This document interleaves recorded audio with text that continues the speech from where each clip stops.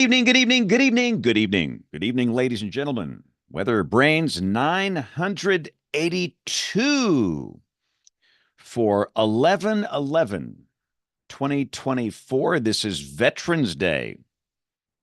Thanks to all of you veterans for your service. My father-in-law was an Army colonel. Learned to really appreciate veterans a little more after getting to know him. All right, so let's go. It's the pre-show. This is the magical part of the program where we do three things. We share boring personal stories, humorous anecdotes, and from time to time we say some really outrageous things. And if you're looking for the actual show content, move the slider over about 9 minutes, and that's when the show starts. And the pre-show does not make it on the audio podcast, the produced version. So this is a little bonus material. So we're glad you're here. We have Bill Murray is out tonight. Bill is on some train. Of course, we all know whenever Bill's out, it's 50-cent beer night at Hooters.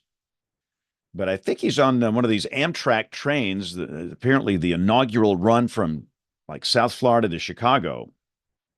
And I thought he said he was in Raleigh, which that doesn't exactly seem like that would be on the way from Miami to Chicago, but maybe it is.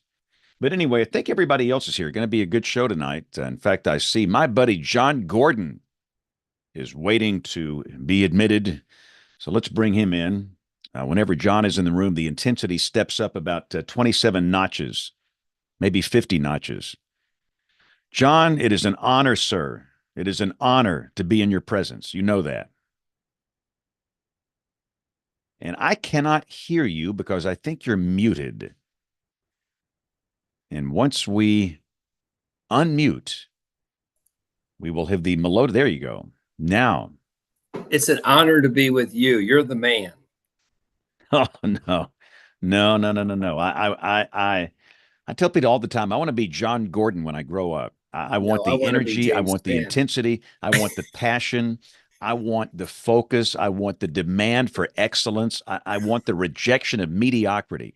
Everything is right about you. Everything is right about what you do. And you're a great leader. And we just want to be like you. So I want to be like you. I want you to know that what you said to Kevin Laws about the tornado warnings, I heard you loud and clear. And I'm starting a revolution in the central region. Ooh, yes. So that's just outstanding. It's like, we all challenged each other down here 12, 13 years ago. We had to. Something was wrong. And we firmly believe that was one of the problems we had here was the high false alarm ratio. And it's been a lot of work, but the success has been really good. In fact, John, I met with a guy, this was Saturday a week ago. He was in the Smithville, Mississippi EF5, April 27th, 2011. He came all the way over to see me in an event we had in Trussville, Alabama, and his name was Will.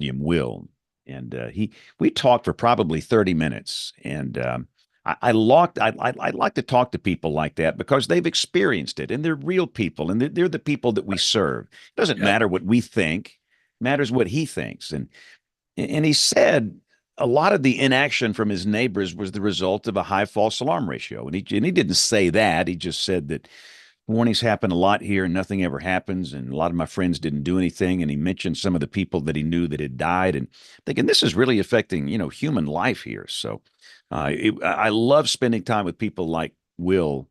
And I told Will, I said, do you know how few people on the planet have actually been in the path of an EF5 and survived? That's right. And are able to tell these stories. That's right. And we have to be able to learn from them and learn from you. I've never been in anything like that. I don't know how you feel. I don't know what it was like. I have no earthly idea. So I just like spending time with people like that. I totally agree with you. You see them on you see them on the storm surveys. You do. Yeah, I try to talk to a lot of people. My surveys take longer than most because I'm talking to people and hugging people and making sure, do you need the Red Cross? Does somebody come by to help you? What did you hear? What did you see? People have so many unique stories. One guy, the funniest one I remember, hey, Jeff.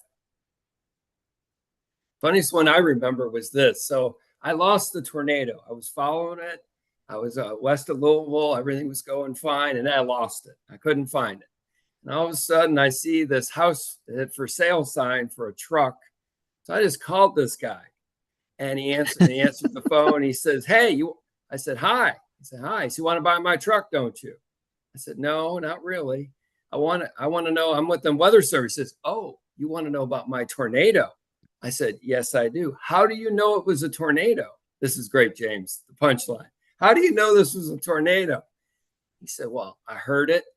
I got my wife and kids. I laid on them. I got them in the bathroom, and I was right by the toilet, and I watched all the water get sucked out of the toilet." Woo! Ooh, ooh, ooh, ooh. Goodness gracious. Wow. Where was this? This was by Fort Knox, sort of. Anywhere over Oh, there. okay. Yeah. Yeah. Gosh. Wow. Yeah. You just, that's the thing. And I love what you told those kids in Mobile. What's the number one thing you're looking for when you're People looking skill. for, right? The number one thing you're looking for when you hire people, and it involves people skill. And I think that's important. I think it's just brilliant. And sure, you know, your academics and, you know, mesoscale meteorology, synoptic, radar, satellite, whatever your skills are, coding, GIS, that's great. It's marvelous. But if you don't have the proper people skill, what good is it? And That's right. that's the reason I take these interns into a Walmart every summer in a working class part of the city to engage them in conversation with the people that they will be serving. It That's right. represents the best cross section. Every people group is in that Here. Walmart. They're all in there. And if you're not successful in the Walmart, then you sure won't be successful communicating, whether to the masses, whether you're, you know, a YouTuber or a TikToker, or if you're on traditional television or whatever. So Yep. anyway, Jeff, I'm sorry. 100%. Whatever happens here, Jeff, I'm sorry. We No need to you apologize. you get John Gordon and James Spann in the room. It's dangerous. It gets Danger. rough in here. Danger. So No, I, but there, you know, going back to your point on hiring, that's exactly what same here. I mean, my analogy is it's like Survivor. It's who you want on your tribe when things are down. You know, that whole game is about figuring stuff out, and as you know, you want a team, and when things start falling apart, you need a team, and you want people to get along, and uh, it's just that you want a successful tribe. And even though someone may have all the technical skills in the world, if they're toxic, no place for you. yeah, it just takes one person that is toxic, that is chronically negative, that just and it brings everybody down. And the culture in an office can be ruined by one person. I'm aware of that. So yeah, all right. So we're about and just for everybody's sake here, we're streaming live on YouTube now, and we're going to hit some television stations here at the top of the hour, and then we'll get the thing started. And let's. I'm so Bill Murray is out. Jen or James or Rick, who is going to take the Bill Murray role tonight? Do we know? It's James Ayladot. And James I will might have be a our few things to host. say. Yeah. No, I like it. This is going to be good. Anytime we Yeah. got Dr. Ayladot in the room, it's good. And I hope Neil can join us this week. You know, for those that didn't hear last week, Neil had a tragic loss in his family. His sister passed away, and so don't know if he's back in service. Probably not. We know that Bill is out. Hopefully, Dr. McLean will join us here shortly. But we are, let's see, 5 seconds away from the top of the hour. And as we hit the 7 o'clock Central Time button, welcome to our folks watching on the television side. It's the Monday Night Weather Party. We have no weather issues, so let's get the recorders going. Now let's start this party. Track 1 and track 2. And here we go in 5, 4, 3, 2, 1. You're listening to WeatherBrains. They're kind of a big deal. The Brains episode number 982 for Monday, November 11th, 2024, 11/11. It is Veterans Day. Thanks to all of those that have served. Thank you so much for your service. Good to be here tonight with you. Got a really good show coming up tonight. I feel good about this one. It's going to be good. Let me just say up front, we have a few folks that are out. We have Bill Murray, He's out tonight. Typically, when Bill is out, it's 50-cent beer night at Hooters. But he sent us an email, and Jen, he's on a train. Is that the deal? Yeah, Jen is he's our on a email train. official, so we know that she reads all these emails. So you actually do. believe him. I do. I believe him this time since he's a train aficionado, or whatever you say it. He's on the inaugural run of the Amtrak Floridian from Chicago to Miami, approaching Raleigh at this hour. Y'all have a great show. So I think that's where he is. That's pretty cool, actually. Well, but here's my question. And again, just to me, I'm drawing a straight line from Miami to Chicago, and I don't quite see Raleigh in that straight line. I mean, he's kind of veered off the center line, hadn't he? I mean, This is true. So I may have to backtrack. Maybe there's an issue here. We'll put our investigative team on that. But Jen, how are you? How's your life? You're back in the saddle again after a great bit of time in New England. Yeah, it's I'm the trip hangover is real, and I've been trying to kind of get back to reality, and I've been really tired, but I'm still on cloud nine because I got to meet my heroes. And I already got it framed, my photo with the Grisulases. So we'll talk a little bit more about that tonight, but it was an amazing trip, and I just it was life-changing for me to be able to go up that way and to hang out 2 full days with Tom and Doris Grisula. So I can't wait to talk more about it tonight. And that's why we have Mr. Gordon on the show, so he can share a little bit too about his experience with the Grisulases. Fantastic. And we'll formally introduce our guest here in just a moment. We have a couple of big shots on the show here tonight. See Troy Kimmel down in Austin, Texas. Troy, how are you, sir? Been a while. Yeah, everything's going good. Already getting toward the end of a semester academically, so that's something that I'm concentrating on at this point. But that's about it. This is my last semester to teach. I'll retire at the end of December, and after 36 years of doing that, so just kind of taking care of things. What do you mean? No. What do you mean? You're just a kid. I think I've about decided what I'm going to do when I grow up. And the question is, will Troy ever grow up? That'll be the main thing that people would ask. But no, I'm going to probably stick with my emergency management stuff and continue to do that. But it's good to see Jeffrey and John here tonight. And I know we'll go through that in just a second. But we're talking big time now, guys, with these people on the show. No. We got heavyweights on this show. Oh, we do. You know, yeah. I mean, this is a big episode here. This is going to be good, and we'll formally introduce these guys in just a second. Let's go up to Rick Smith. Rick, you have been busy of late. Goodness gracious, what in the world has happened in November in Oklahoma? Yeah, what month is it? It's like, yeah, we had a bit busy few days for sure. Yeah. Some severe weather. Maybe we can get back. We can talk about it a little bit later if we want to in more detail. I know there were questions and things like that. So yeah, we can chat about it. But yeah, much quieter now and beautiful, just perfect fall weather right now. So I'm just living Rick, in that moment. I have a question for you. I'm batting this one up for you. Oh, when boy. is severe weather season in Oklahoma, Rick Smith? Yes. Please grab a pencil. Okay. I'm only going to say it once. Mm-hmm. January 1st through December 31st. There we go. This year proves it. It does. I think Kim McLean, you would agree with that, right? Oh yeah. Usually I'm the beneficiary of whatever amazing weather Norman ends up at your house, Kim. I mean, I'll tell you what, we were very fortunate not to get that EF3 tornado that hit up by 240. It passed us just a couple miles to the north though, and it must have gone very close to us, the circulation, before touching down. So yeah, I'll tell you what, life here is always exciting. It's always something new. And while we're focusing on Oklahoma, let's go to James Adelot. James, welcome, and I'm going to let you introduce our guests for the evening. This is going to be a good show.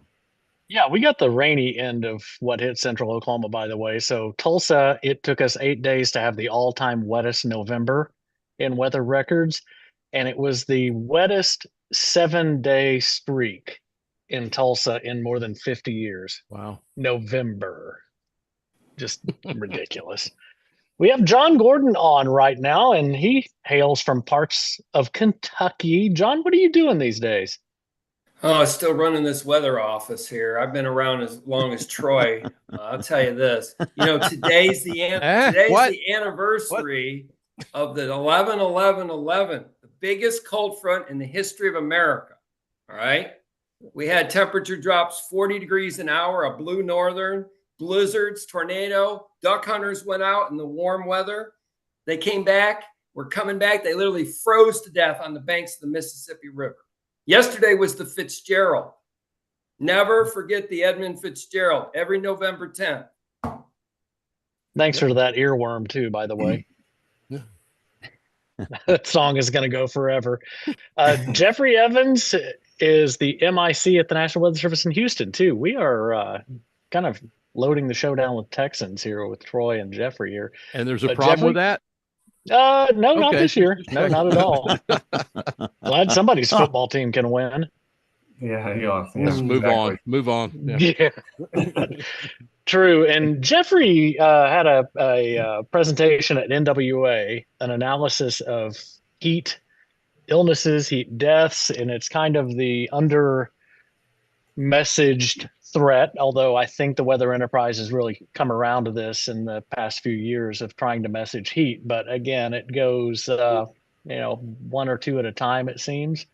And he did a very interesting presentation at NWA on how that heat threat breaks down. But Jeffrey, tell us a little bit about yourself and how you got into Houston too, because you've traveled through Norman yourself, I think, right? Yeah, I've been around. Native Okie, got in the Weather Service almost 34 years ago. So I've been around. I'm on that 30 plus club there.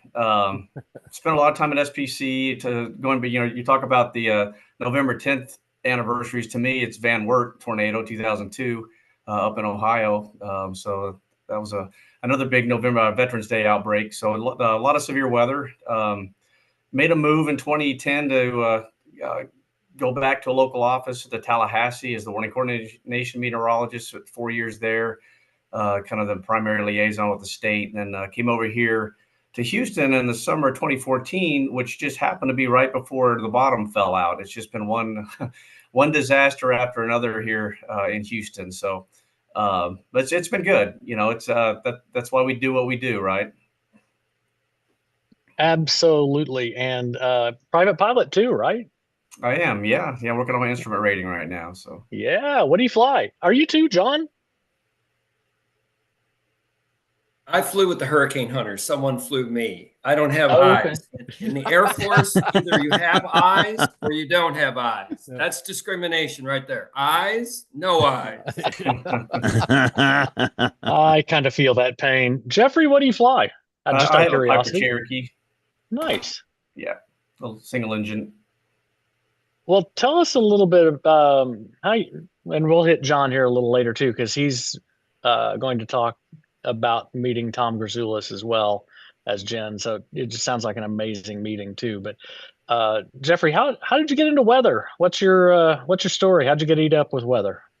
I've always been interested in human history, human drama. So I'm kind of a military history buff. I used to read about natural disasters, Galveston hurricane, the tri-state tornado. I was the kid that would go open up the encyclopedia and look at Krakatoa. And so I was always interested in that kind of stuff. And then growing up in Southwest Oklahoma in the 70s, we had a pretty active stretch there. And I had a stepdad that was in law enforcement. And so he would at times come and pick me up in the middle of the night, and we'd go around and look at the storm damage. And I could sit and watch wall clouds from my backyard. And so I remember watching the TV weather guy, around 9-10 years old, thinking, what is that? What job is that? I want to do that job. And what really was the final kicker for me was the April 1079 tornado outbreak, Wichita Falls, Vernon, Lawton. So I was about 10 years old, and we were seeking cover in the house on that one and everything. And my grandmother lived in Wichita Falls. We went down that weekend, looked at all the damage, and she ended up being okay. But that was kind of it for me, and realizing, wasn't the day-to-day weather. I wasn't the kid that had a thermometer and I was tracking temperatures and highs. For me, it was all about the big stuff, the storms, the high impact weather, which is why SPC was a big aspiration for me to get involved in there. You said you like human drama. And yet you did not go into television? I had to, No. I just kind of had to throw that in there. Uh, let's dive right into it. All right. Houston is by reputation hot and humid about 355 days a year. And the other 10 days, you may have a little ice or something going on. But tell us about that threat too. I mean, your presentation was really awesome. So it's tough to be down here when you're messaging heat because our climatology, as you mentioned, it's hot. It can be dangerously hot just on average. And so I think that makes messaging more difficult. So I think, it'd be like trying to message extreme cold in Minnesota. It just doesn't hit the same as the flip would be. Extreme cold in the south, extreme heat in the north. And so it's difficult to get people engaged. Extreme temperatures are an inconvenience for the vast majority of the populace. It's going to be really hot or really cold. But getting them to understand the dangers, that even though it's an inconvenience, it's still dangerous. It's a tough message because it's day to day, and you can't, you don't want to be the one that's always has an orange or red day up there every day. There's nothing that resonates as extreme or threatening. So that's kind of what kind of got me rolling on that. And obviously the heat index is a flawed index to some degree, which we all know. So I got more and more interested in looking at different ways of messaging, and was hoping someday to get to like we do with air quality, where it's a range of threats on a given day depending on your demographic, because that's really how heat works. If you're a 23-year-old marathoner and you're training actively, the heat danger for you is totally different than if you're 75 and you've been in air conditioning for 2 months. And now you got a tree come down and you want to go out there with a chainsaw and work for 4 hours in the heat. It's a totally different message, even though it's the same temperature, so to speak. It's the same humidity. And so we're working been working with the city of Houston and Harris County. We kind of leveraged a lot of relationships with public health that were developed during the COVID. Followed by our February 21 freeze, the Uri, I guess everyone calls the Uri storm. So we were leveraging those relationships. And so as we went into the 2022 heat season, we started holding daily calls on heat and shelter operations and cooling centers. Really got those relationships going to the point where we're now pulling, or they're sending us weekly heat illness data that they're getting. Which is really hard to gauge that from an agency. From the Weather Service, we've been trying for years to get that public health data so we can gauge impacts. It really paid dividends after our May 16 derecho. Had 100-mile-an-hour winds downtown Houston, had 1 million people without power. Big news story. Again, Houston. It's always Houston, it seems like. But we found that after that, the 2 days after that, heat illnesses spiked. Even though the temperatures were about the same, those power outages really were trackable in that heat illness data. So going into Beryl, we started really hitting that. Power outages and heat were going to be the big story. Yada, yada, yada, played out that way. And we were really able to track that extreme increase in heat illness. We dropped all criteria for heat advisories. We immediately just went with heat advisories regardless. And we were actually using power restoration data to clear counties out of the advisory, which is something we'd never been able to do, never been able to track. So that's a little bit of a kind of a brief overview. I mean, we were looking at lots of parameters. Wet bulb globe for us is the most reliable and reasonable. We're finally getting partners to understand it. It's difficult because we say it's a wet bulb globe temperature, but it's really an index. And then the apparent or the heat index is an apparent temperature. We've got it backwards. So we're getting people to try to understand that a little bit. The beauty of wet bulb globe is that it is hourly, and it's really what resonates with people because it includes sun, it includes wind. It's something we always deal with. You go to Disney World or Disneyland on a hot July afternoon, and you get to a point where you're in the shade with some breeze blowing, and you're like, I don't know about the rest of y'all, but I'm just going to stay right here. This is where I'm going to spend the rest of the day, because it just, that little microclimate makes a big difference. Doing some work with the Woodlands pavilion, outdoor pavilion. We're going around and actually within that outdoor pavilion resonating and finding places that are a little more dangerous than others at different conditions. So we're kind of drilling down to that. So just been a big push with heat here in Houston. And you know, it's hit or miss as far as getting it out to the public, but we're certainly getting the partners involved in the media. And I think that we're going to start seeing more dividends as we go down the road. Jeff, I'm so interested to learn, as you've been talking with partners about wet bulb globe temperature. Is there something that you've come up with that's sort of a simple explanation to help them understand what it means? What do you tell them?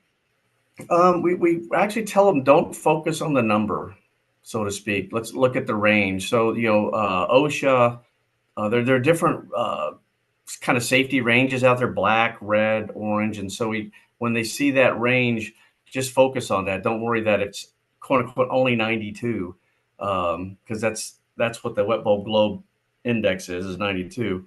But they really, the public health partners are buying in, because we're giving them that data too, and they're doing statistics on it, and they're seeing that that's when that goes up, HRIs, heat related illness, go up as well.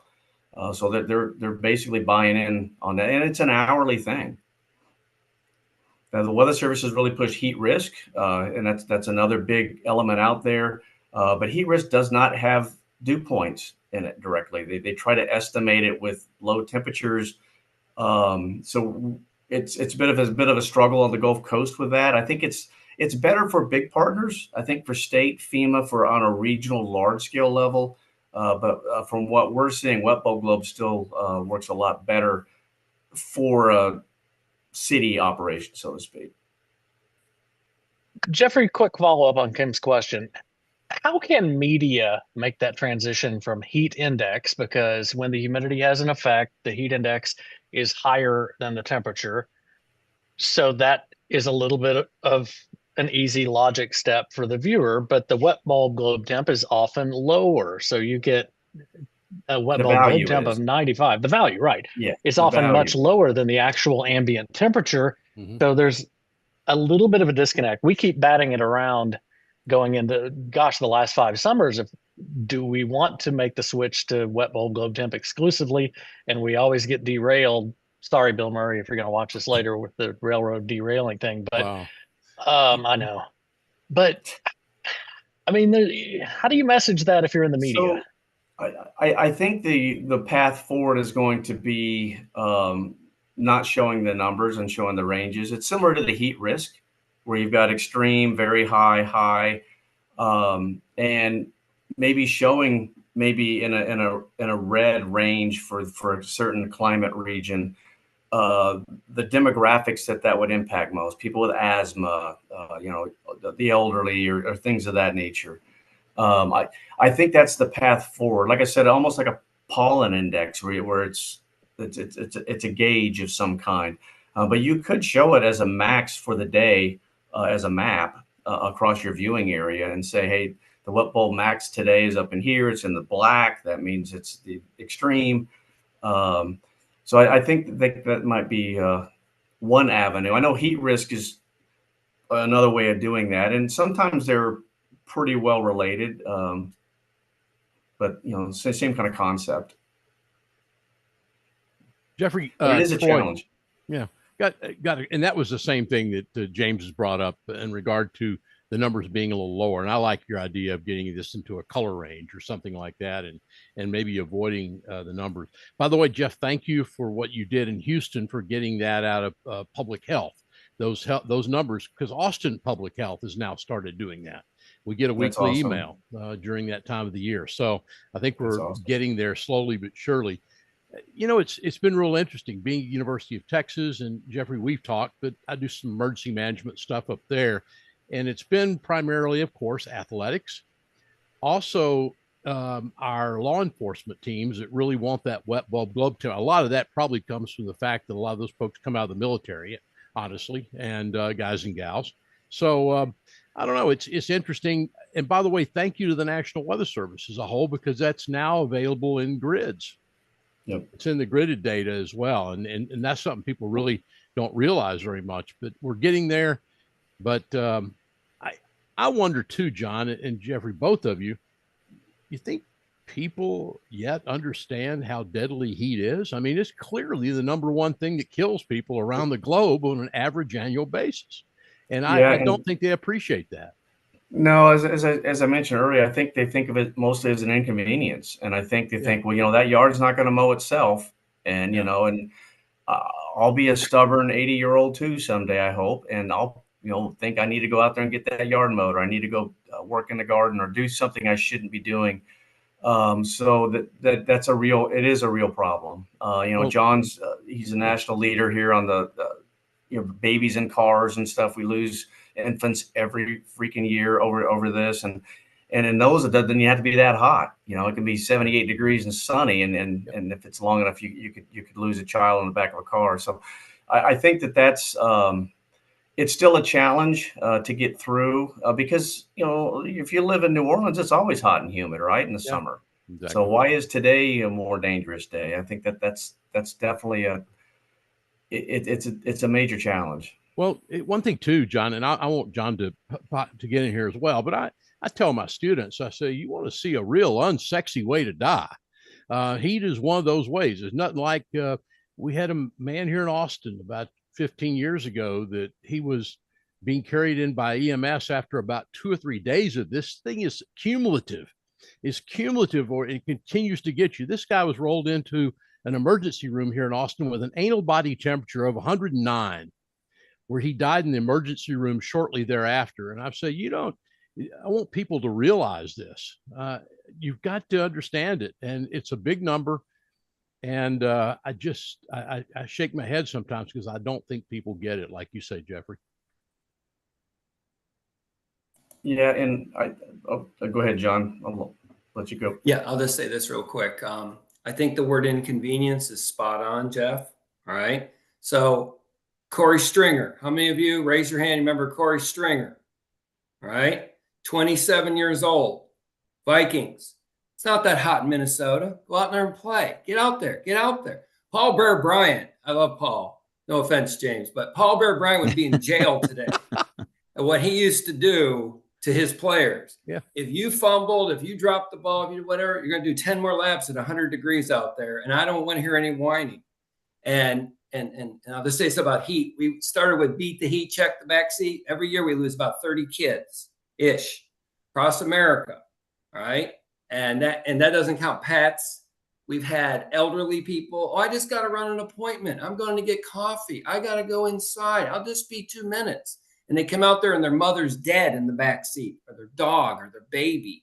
Heat is more than an inconvenience. Years ago, James, you used to say flash flooding was the #1 killer, right? But it's really heat. It's heat. And people don't understand that it's heat because you usually need a coroner. You need a coroner to bless it that it was heat related. And most counties don't have a full-time active coroner. So this guy's for everyone. It's underestimated, right, Jeffrey and John? I mean, the numbers we see in published every year by the Weather Service, they got to be underestimated considerably. It 100% is. And I actually had a point here I wanted to circle back on this. And I think that's the next avenue for the weather enterprise is we need to get into doctors' conferences. We need to get into medical conferences, and we need to get them to understand, speaking to them and showing this data like we have here from Houston, so that we can help provide better services. We can't provide good services if we don't do those impacts. And I understand the comorbidities that they deal with. I understand the complications. I've actually looked. We actually got the 2023 Houston death data, which was even harder to get than the illness data.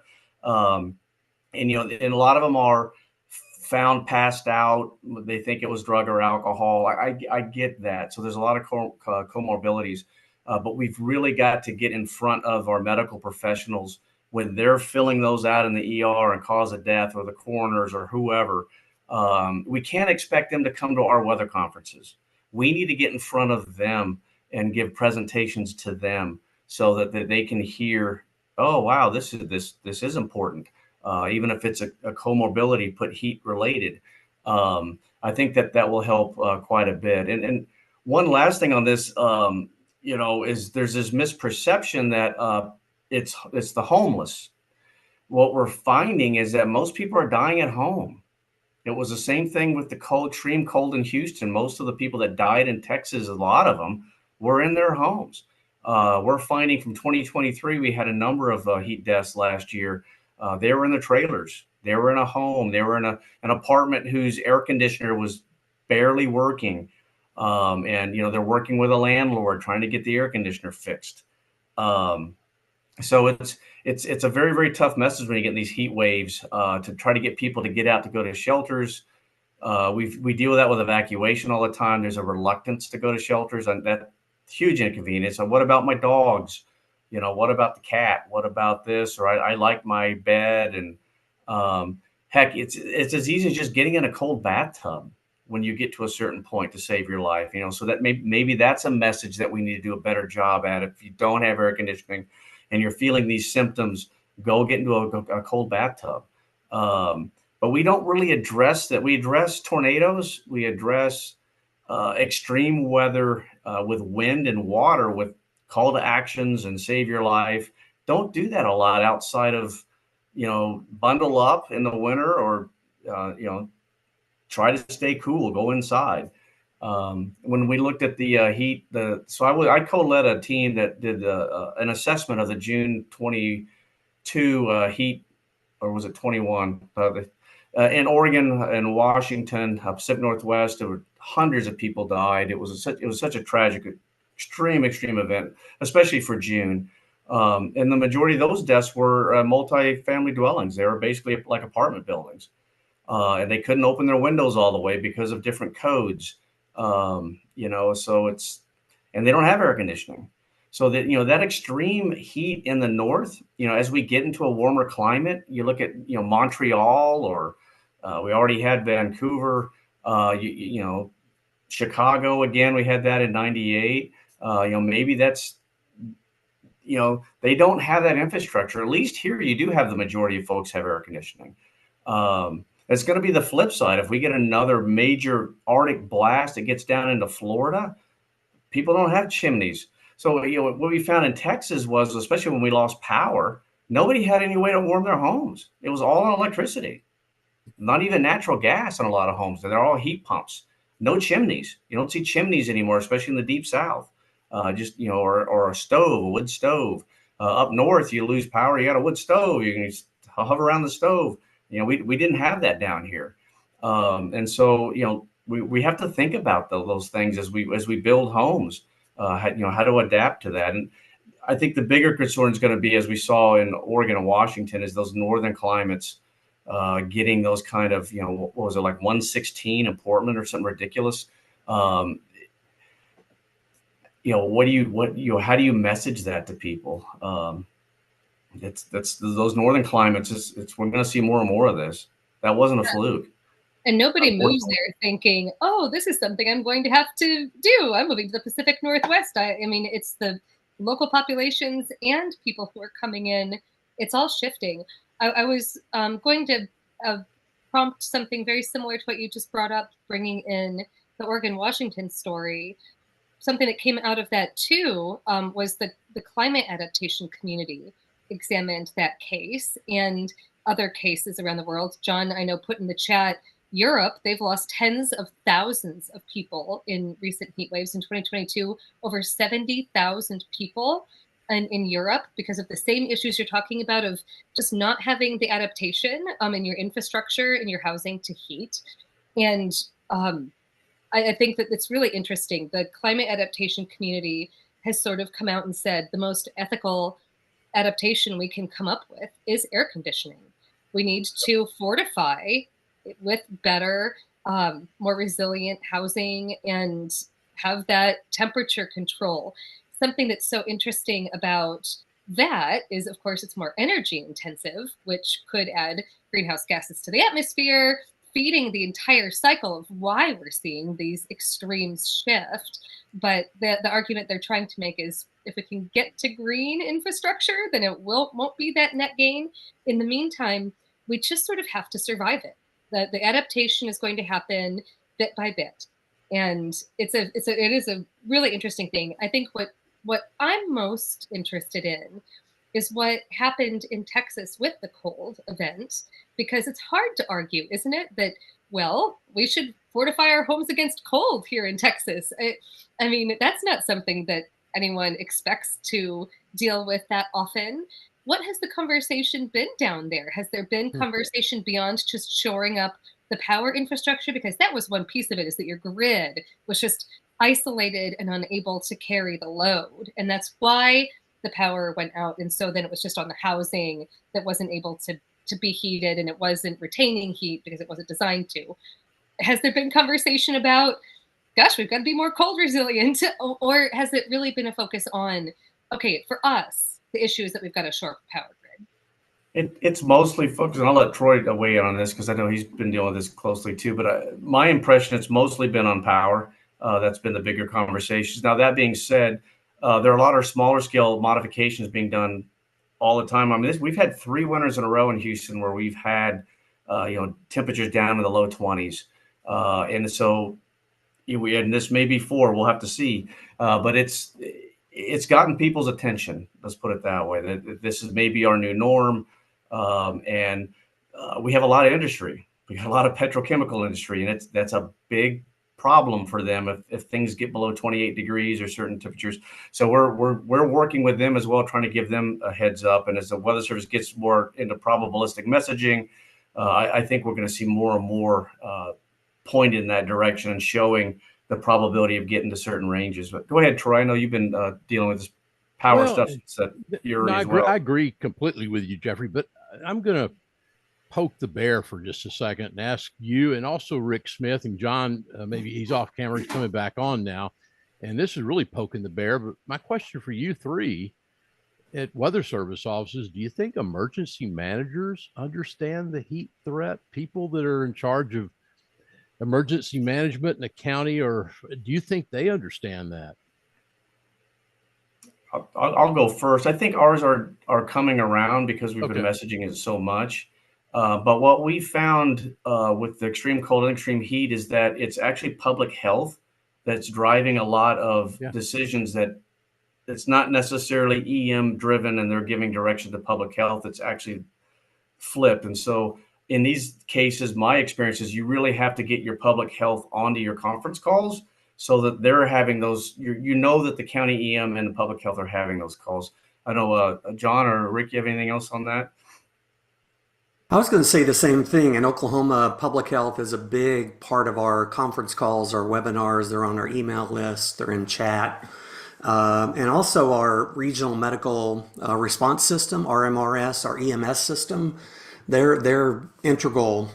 They're at every emergency management meeting and workshop that I go to. So they're really tied in closely. So where the emergency managers may not be living it day to day and as familiar with it as they are tornadoes or, ice storms or wildfires, it's certainly there. There's partnerships there that help to keep that at the forefront. But Rick, I mean, they have to be on top of this. They really do. Emergency managers really need to be on top of this. I mean, it may be a learning curve, but they've got to get there. And I applaud what Jeffrey's doing in Houston. And I know you are, and I know John Gordon's doing the same thing, but we've got to get them on board and let them. I'm not sure if you ask emergency manager how many people die in the U.S. as a result of heat every year. We don't really know the number. It's not complete, but I think they would be surprised. Yeah, I'll just say this real quick is that urban counties are excellent with heat. Okay. When you get into the deep rural poor counties, it's a mixed bag. I always like that term on TV, James, when you say mixed bag of precip. But anyway, mixed bag, it's a complete difference. It's the haves and the have-nots. Bingo. Okay. Because there's not a large medical presence. And pick your poorest county in your area, James squared, whichever one.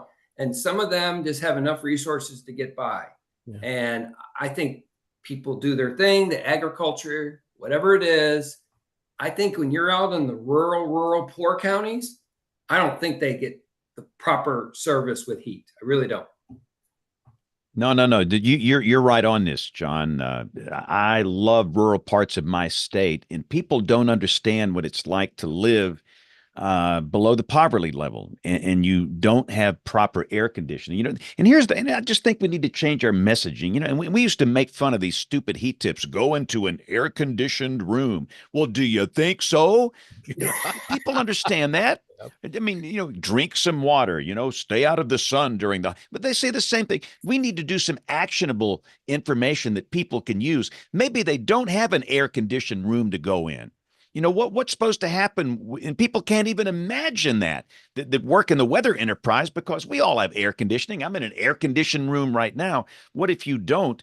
And I love the concept of working closer with the medical community. And a lot of you guys know this. For years, 19 years, I have been the chairman of the board of a big hospital. I work with ER docs. I spend time with them, and I really started the job to learn more about trauma during tornado events. But we've got a problem with this as well. And I think they can help us message heat situations better during the summer when we need to. I suck at it. I'm not that good at messaging heat. I'm not going to tell people to go into an air-conditioned room. They know to do that. What if you can't? So I just think and I appreciate the conversation tonight, because we all have a lot of work to do. All of us, the weather service, private sector, we've all got work to do. And we need to pay attention to this. It's an important topic. Well, I think a very simple message that we don't do a good enough job as an enterprise is go check on the elderly. Go check on these folks. Go check on the neighbors down the street that are 80 and they're a nice couple and they have a little dog. Make sure their air conditioner is working. Make sure. That simple call could save a couple of lives, or just a wellness check could save a couple of lives. Get them in an air conditioned car or something. So that's another thing in a big heat event we could do a better job with, I think, to kind of help with some of that. Because that was a big thing with the Pacific Northwest, is just, God, heck, this, one thing in our finding in that heat is that these findings were the same as we had in 1998. We had got no better. We hadn't learned anything in 25 years. The 94, 98 heat outbreaks in the Midwest, we had the exact same findings. And yeah, going to your point, James, we have to figure something out. We have to do better. Rick, go ahead.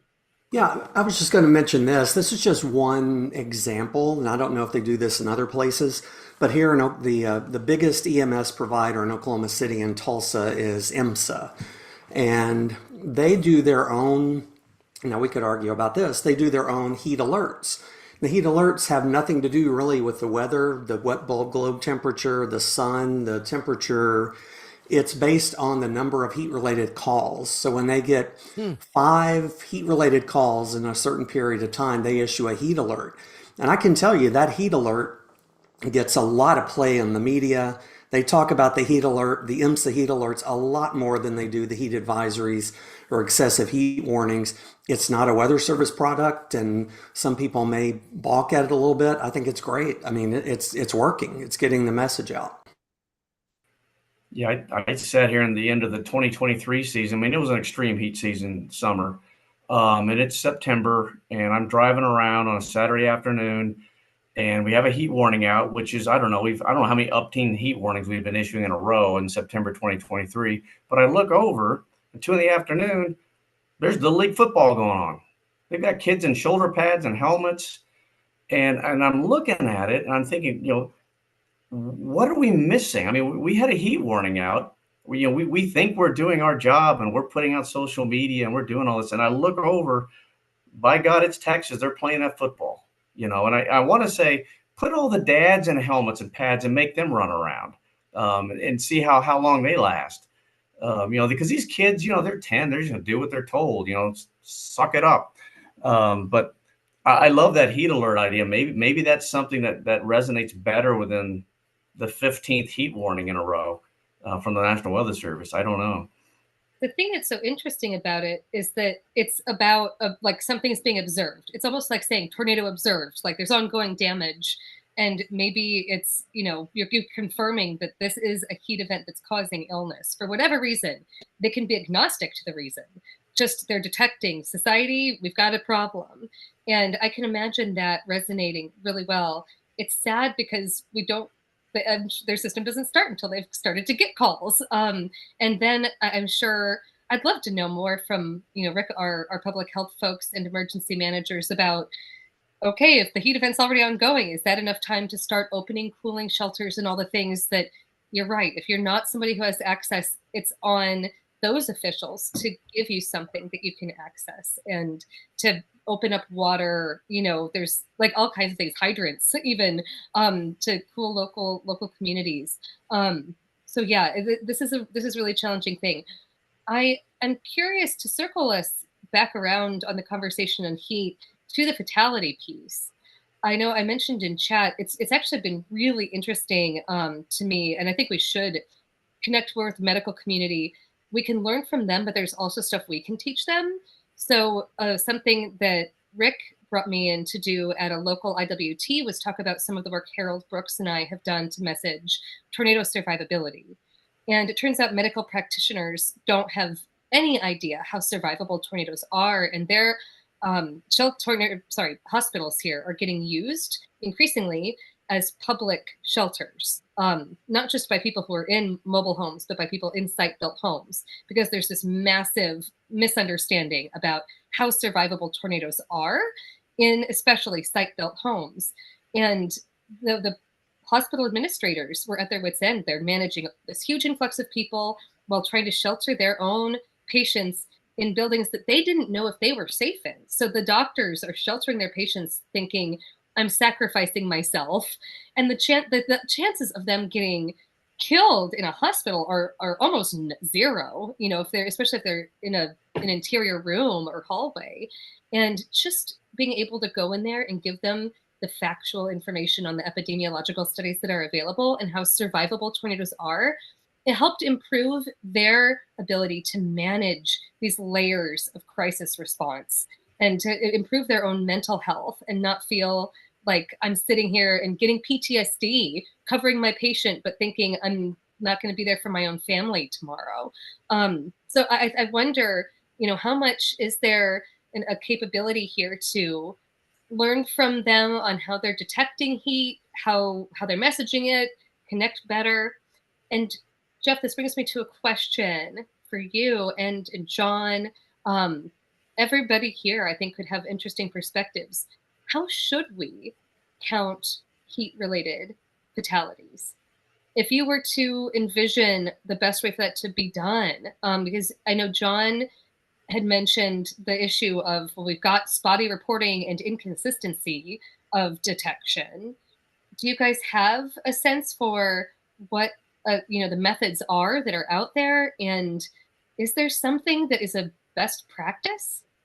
Well, here in Houston, we're just scratching the surface of that. We just this summer got the 2023 heat deaths finally, and have them in a spreadsheet and able to look through that. So again, it goes back to the medical community, and when they get a fatality that they do attribute it to heat. The public health folks at City of Houston and Harris County are more proactive now and kind of pushing for the heat tag if it's if they think it could be heat related. But I don't have a really hardened answer to that. One other thing look when we got the heat death is we found out that the heat related illness demographics are different than the death demographics. So the heat-related illnesses are younger, working class, workers, male, predominantly male. Heat deaths are still the elderly, 50, 60 and over, a lot of them in 70, 80. So that's another thing with our messaging is that, we might want to message heat illness different than we are for on the heat death side. And part of that is very similar to an evacuation issue. Some people have an economic pressure because the work still has to be done. And here we are. You can't evacuate, or you've still got to go to work and put the shingles on that house. Well, that's why OSHA has wet bulb globe temperature standards on outdoor workers, and they even spell out requirements on how much water they should be drinking given the certain range that they're in. It's pretty advanced. I mean, it's been around since the 50s in the military. Yeah. Yeah, Kim, I'll give you kind of it's a great question. I don't have a good answer on it, right? So as far as counting fatalities, if you go right now and Google how many people died in Katrina, you will get 5 million different answers. No one can tell you how many people died in Katrina, right? So let's look at heat. If you leave your kid in a hot car and they die, was that heat? Or was that negligence? Was that a homicide? Was that involuntary manslaughter? What was it? And then you've got urban versus rural. You know, you've got coroners that are full-time in your city in Birmingham, but maybe not so much in the middle of Franklin County or something. So there's always, Rick Smith probably knows more on this than I do. So I'll be quiet. Rick, what do you got?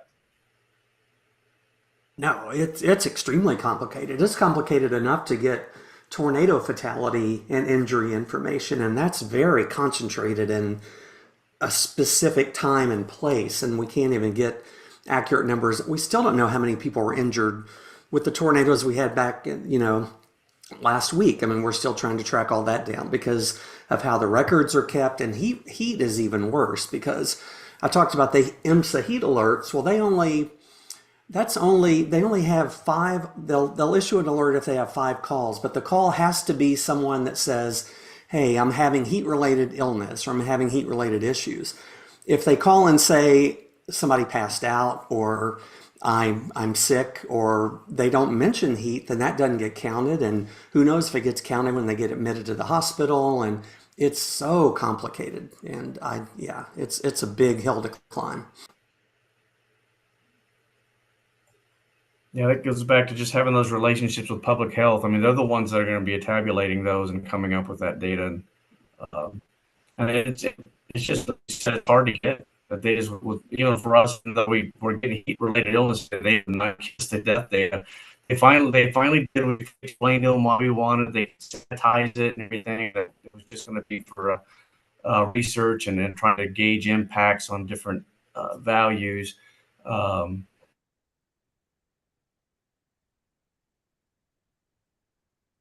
Uh-oh. Oh. Why does it always happen when somebody's making somebody in Jeffrey's house is playing Minecraft apparently right now. It's always when somebody's making a good point. Every time. Kim wanted me to bring this up too, and a lot of the studies for heat, which also dovetails into how we do winter fatalities too, because of cause of death irregularities, and John had mentioned rural counties not having medical examiners, not even occasionally listing causes of death, that for years, decades, these studies have gone by excessive death analysis, and that appears still probably the most reliable way. And like Kim said, like the pandemic, that might be the best way to keep doing it, as long as we have these inconsistencies and irregularities. But Rick's 100% right. We can't get tornado fatalities that way. And John, the cold deaths, where do you put in fatalities from traffic accidents on snowy and icy roads? I mean, that's clearly weather. They would have not had this accident on dry roads. This has irritated me for so long. So you're out there, you're 80 years old, and you've got to shovel your snow because you know that's important to shovel that snow, even though you can go nowhere, but you've got to shovel that snow. And you go out there and you start shoveling, and then you have a massive heart attack and drop dead. What's the cause of death? Your myocardial infarction. That's right. But some people will count that as a winter death. Some people won't.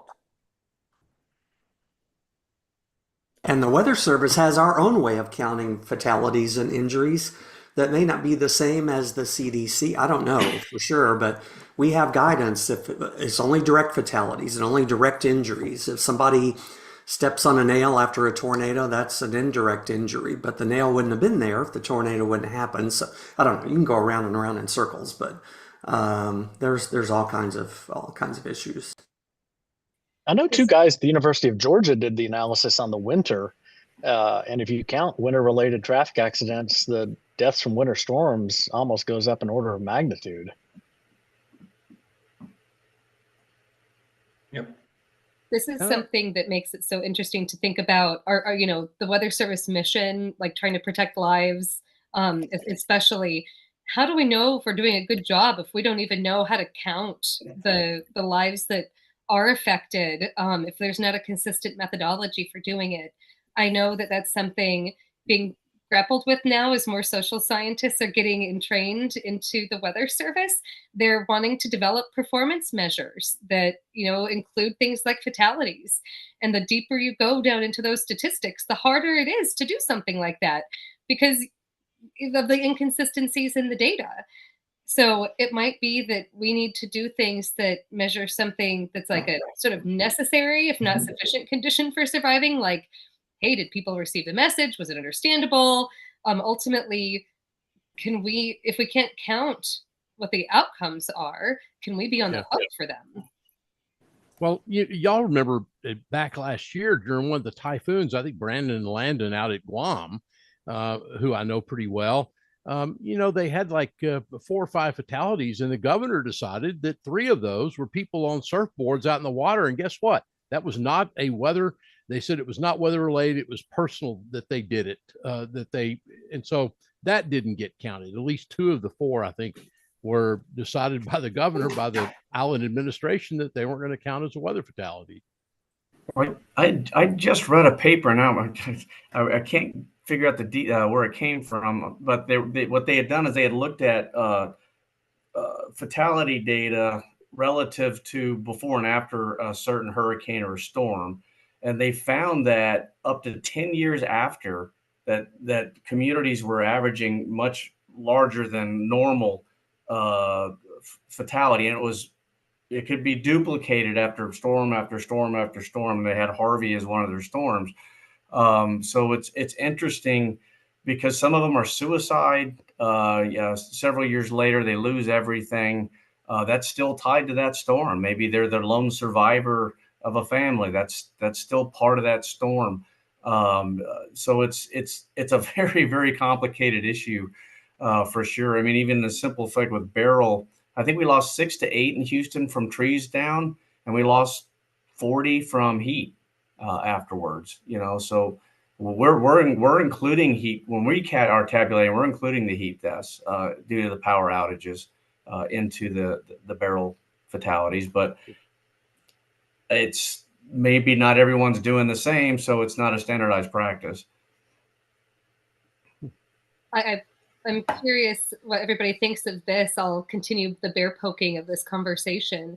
I think what you're talking about is so important, and my hedge is to feel like, man, that method where you're looking at the excess fatalities over a long time horizon is the most complete way to capture the impact of an event on death. The question I have for everybody is it the most relevant measure for us to take in? Because the weather forecast is it informs a specific part of the disaster life cycle. We can't stop all of the suffering. We don't have the power to stop the weather from happening. We don't have the power to keep people from losing property for the most part. What we're there to do is to try to alleviate the physical suffering of the pain of getting injured or dying during the event. Should that be a consideration then for how we measure? Is that maybe why direct fatalities are what we turn to as the methodology that's closest to the mission for weather forecasters? You certainly can make that argument. 100%. I mean, one of the things I think we would all agree is ideally it would be cool to be able to count the people that didn't die. We never get that information. We've tried rough estimates with census data, and people in the tornado path and things like that. But I mean, obviously that's even harder to get a number like that. But that's a way to perhaps measure the success of the warnings and forecasts. But even that wouldn't be a direct. That was an old adage by Bob Johns from the old Cells SPC lead forecaster. When I first got there, he told me we should call them death watch. We're only counting deaths. We never count the number of lives saved. So if you have a watch with no deaths in it, that's a huge success. But yet it's the ones that had the deaths in it everyone will go back and look at. Get the silver medal or gold medal. That's the metric I've always used in determining the success in what we do with severe weather coverage here is loss of life. If you get through a severe weather day, nobody died, we won. It's a win. We did it right. And if you've got one loss of life, that's one death that we shouldn't have, and we have work to do. So that's the metric I've always used. But Jeff, you're right. You don't get a service assessment unless people die. We've got awards all over our office wall. Not a single, well, maybe one of those we got because somebody didn't die, but every one of those events, there were fatalities. If we tell people on tours, it's nice to get an award, but when we get an award, it means something really bad happens. So it is interesting how that plays out. Yeah, when I started, you did not get an award unless a lot of people died. There was one event, we had several F3s up in Huntsville. I think it was 2002, and not enough people died. I was told that directly. Not enough people died. I'm like, wait a minute, that's kind of bass-ackwards. Aren't we here to save people's lives? When we save people's lives, that's a win. I'm with James. We won. We got the people. They listened to the warnings. They took action. They sought shelter. But we're saying you don't get anything because not enough people died. That seems a little illogical, Mr. Spock. Huh. It does. The only way I can think of to address it is by collecting a new kind of data. I mean, all that we have is the fatalities, in as much as we're talking about that being inconsistent and rife with problems. That's what we've got, because we're not studying, are people getting our message? Are they understanding our message? Are they taking action based on our message? And if we can measure that, it would take concerted effort. It would take standing up a real monitoring and evaluation capability. It would take additional investment in the National Weather Service. I don't think this is going to happen anywhere else. I think that's the most appropriate place for it to happen. It will take extra in a time when the Weather Service is really strapped. But if we don't do this, we'll never get those answers. How lovely would it be if after the events, you guys got hey, public awareness was really high. This is a 10th percentile public awareness event, and propensity to take protective action was through the roof. You can look at it, and the fatalities that occurred in this context of a very informed society, that sometimes things happen. Even if the survivability rate for tornadoes is enormous, you can get people doing all the right things, and 1 in 100 people in a site-built home and in an EF5 will pass away. But you can come out of that knowing we did X, Y, and Z, and we could estimate off of that. Here's how many people were helped. That would take a revolution in data collection. And I love what you guys are saying, because if we don't do that, all that we have is just the continuous study and almost celebrating rewarding of catastrophe. And that's just not a great space to live in for anybody. But it's what we got. We're not telling our story very well as an enterprise, and that's on all of us. And it's a difficult story to spell out. But when you look back at past decades, and you can see the number of deaths and certain weather phenomena are going down, I mean, you can make that you can infer that there's a direct relationship there. But it would be much better to drill down. I mean, heck, look at those massive tornadoes in Nebraska where they didn't have a single fatality there. Was that in May? Or can't think of the date right now, but I know it was this past year. Amazing. That's amazing. I mean, to think back 25 years ago, I don't think we would have had that. Populated areas, big tornadoes. Couple of things I was thinking about, and Rick brought up in the chat about what Tornado Talk's doing. We analyze these stories with the tornadoes. We find out, where were people? What were they doing? Did they get the warning? Did they heed the warning? Did they go, no, I'm just going to lay on my couch? Or did they try to go to shelter? Were they on their way to shelter? And it's so important, I think, to look at those different things, what actions were being taken. And then I think that would help us to try to hone in on what that would help us with our messaging, to really help folks with that. Having this conversation, it just brought me back. I was going to share a personal story. About 12 years ago, and we've probably all had instances where we've had heat illnesses or, heat related, feeling sick, being outside in the heat. But the scariest moment for me, and it really scared me, I was on the tennis court in the middle of the summer in Atlanta, and I underestimated my, how hydrated I was, and I had to quit. They had to pull me off the court, and I had stopped sweating. And it scared the dickens out of me. And they were, my captain was icing me down and all that. And somebody had to drive me home because I was so out of it. And so I probably was one step away from having to get to the hospital to get fluids because I was so dehydrated. And so it's one thing I'll never forget, being at that point. It's scary. And so, when we're talking about heat illnesses and what have you, it is more than just saying get into an air conditioning room. It's trying to make sure, did you check on your neighbor? How can we message it better to try to help people? And, for me, I can draw on my own experiences of it's scary. And so anyway, I just wanted to share that with you guys. Let me ask this question now that we're on this, circling back here. And John, you talked about infants in cars, and I put it in chat, but it seems to me this is the #1 weather-related death cause that gets the most victim shaming. I cannot understand how many people I hear from, I'd never let that happen to my kid. Nobody thinks they're going to let that happen to their kid. Right. It's I can't think of one that we blame victims more.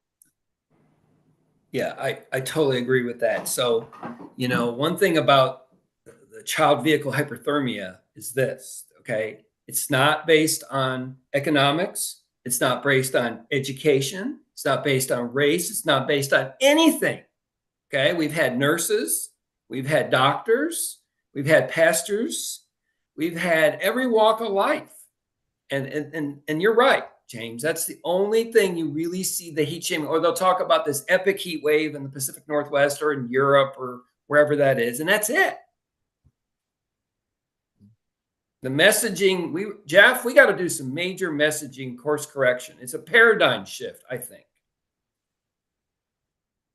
I think technology long-term is going to be the answer. We got to have something that's like a biosensor that the door closes and there's a living being, a pet or something in the car that something goes off. I think that's, I don't know what else we can do. We've sat out there, I think it was this going into last summer, with a temperature, and we had the media come. We had a thermometer in the car and we closed it up and we gauged how quickly it went up. And, we're trying to get that message out there, but you're right. I don't know, people are in a hurry. It seems to be usually when something's out of habit, like, well, I normally don't pick up the child from the daycare. And so I didn't even think about them or whatever. I don't usually take them. And I had a work call and I just went to work and didn't think about it. Baby was asleep. I know, going back to Jane's point about how we just shame these people. I can't imagine coping with that. These are very preventable, obviously. Of all the deaths we're talking about, these are the most preventable. So certainly there's got to be something we can do. That's why we have backup cameras. We have backup cameras in cars because of people backing over kids in driveways.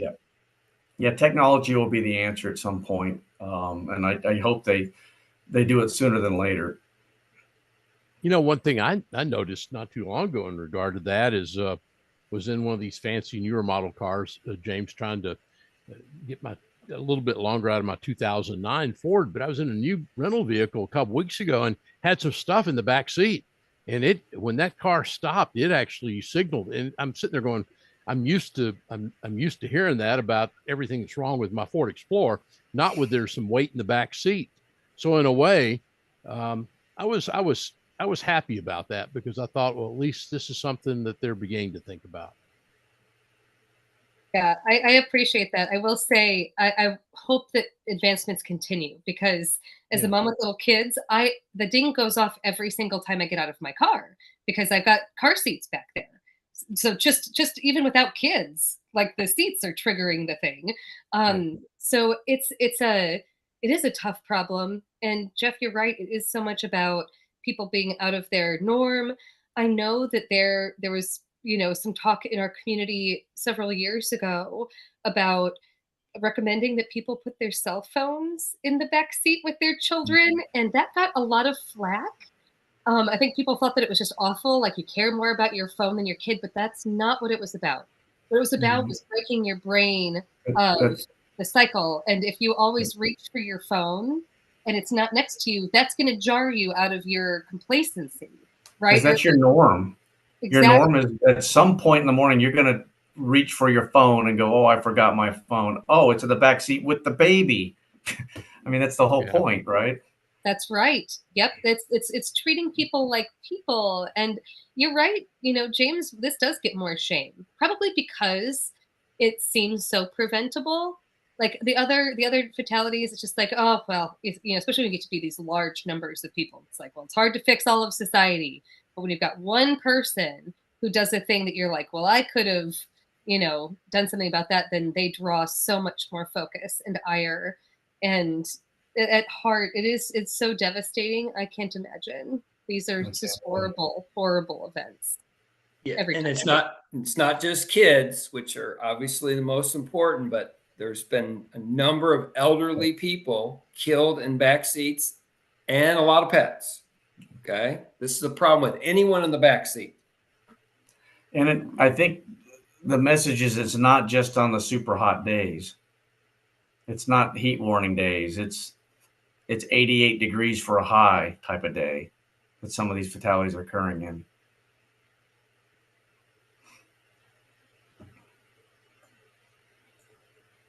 Yep, it is such a tough problem. I know it's easy to feel discouraged, but I do have some hope in there being more technological solutions. Cars are getting more sophisticated all the time. So here's hoping that at least that issue can see some advancement. Right, Oklahoma James? Let's hope. Although I don't know, maybe Troy has a car that's older than mine, but yeah, I get in my wife's car. I've got the oldest car in the group here. Three. As of this afternoon, I tweeted this out. 398,000 miles. Oh my gosh! Drives better than the day I bought it. Toyota just getting broken in. 2012. You got that right.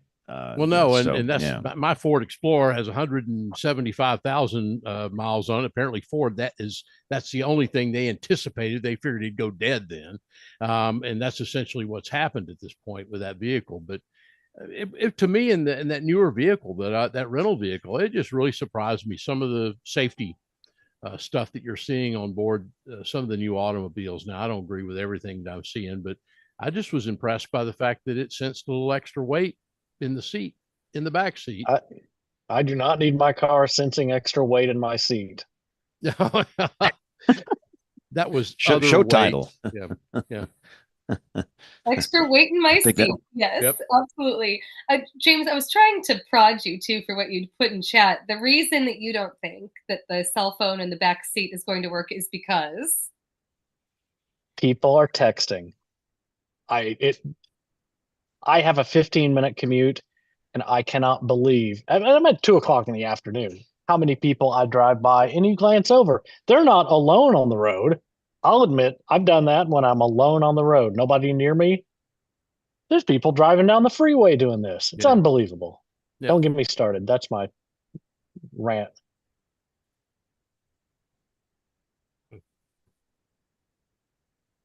Yeah, we had to do some messaging with all the cars flooded and people drowning in their cars because you can't roll a window down anymore. So when the battery dies, they were stuck and people didn't know how to, pull your headrest out and use the bottom of that to bust out the window. Oh, wow. I mean, you never want to be in that position, but if you don't tell folks this stuff, because there was video of a young woman who drowned in her car. She drove into Flood Road on the freeway, and you frantically saw her phone light all over the vehicle. She perished, and car died. She didn't know how to roll down the window. You can't open the door necessarily with the weight of the water. So kind of goes back to what y'all talking about, just about just some technologies and just different messaging. But we were talking about doing some PSAs on that, but we never really kind of got anyone to come. As a weather service, we don't have the budget for it on that aspect. But maybe some PSAs on heat. The story that Jen talked about, how she was an athlete and in great shape, and this is what happened to me. And I think those kind of PSAs could resonate with people. You just see those videos instead of an advertisement every few minutes on YouTube. You get a little message like that about heat, about cold, about things you can do if you're in a flooded vehicle and you can't open the door or the window. When Corey Stringer died, the Vikings coach made videos, and suddenly in Minnesota athletics, they were all in. Oh, we need to take this. You need to take so many rest breaks when the temperature's this or the humidity index is this. It usually, and this is the worst part of our business, right? It takes a tragedy to take behavioral change. It takes Corey Stringer to die in Minnesota to make change in athletics with heat in Minnesota. Here. Well, may we all take advantage of the opportunities as we get them to try to turn something to good. And with that, I want to transition really quickly to, a positively framed question. I think we have a vast amount of expertise here with us tonight between the two of you guys. And I would love to know, when you look back, it's so easy for us to sit here and keep thinking about, bashing ourselves over all the things that we're not doing or that we could do better. But you guys have had really long careers where you've seen a lot of change in the field of meteorology as a whole and in the Weather Service in particular. If you could comment on one thing looking back that has been an incredible advancement, that you're so glad that you've been there to see, what would that be? Retrospective here. You go first, Jeff. I mean, I think, still have close ties and spent so much time at SPC and looking at severe thunderstorm forecasting, that whole realm, witnessing the evolution of modeling and ensembles and convective allowing modeling, and seeing stuff that when I first started in the mid 90s in severe weather forecasting, we just would never dream of. You're actually seeing bow echoes form and the HRRR. And I mean, it's really, really remarkable where we've come with the technological advancements, and especially supercell and severe thunderstorm forecasting. Not that we have a long way to go, as James knows, in Alabama and the Southeast, it's still a struggle at times, but man, we've come so far from where we were just when my career started with the NGM and Difax printouts of a few maps, and you had to come up with everything. It's really amazing. It's really exciting to see where this goes to with the advent of machine learning and artificial intelligence, and just touching the base of all of that. So to me, I think that when I look back at since 1991, when I came into this industry, that's such a phenomenal shift. Yeah, that's a great question. This is year 38 for me. My big change, the radar revolution. Okay. The radar revolution. I started, James, I'm surprised I'm even alive from the cancer that used to be in the 57 dark room that was full of cigarette smoke. It was a cancerous, dark. If you wanted to die, go in there. If you go in there for a while, you will die. It was horrible in there. And all these and he's not kidding. He's not I'm kidding. not kidding. And these smokers got ticked off when that smoking stopped. I was thrilled. You get them, and go smoke somewhere else. It was terrible in there.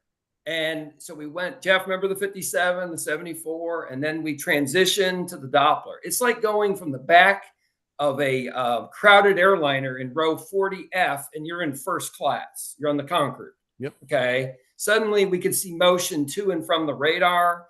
We could see rotational velocities, figure out storm relative velocities. We could figure out the VIL. That was a big thing back in the day. We could see the ice in the clouds. We could do cross sections and really do a better job with severe. Now, the bad thing is we overwarned because we saw things we never knew were there. Okay, that was the bad part. If you look back at the warnings when the Dopplers came out, warnings went like this. So now we're in a phase, we have dual pole, another revolution, horizontal and vertical. Look at the storms. And now you got MRMS, another way to look at the diagnostics from different radars and precipits and all these new algorithms. And I probably won't be around. James's car will still be around, but the biggest change that's coming for everyone listening to WeatherBrains, okay, for the future, if you're a youngster and you're in the weather and you love weather, the change of all changes will be the phased array radar, okay? That will be truly Star Trek.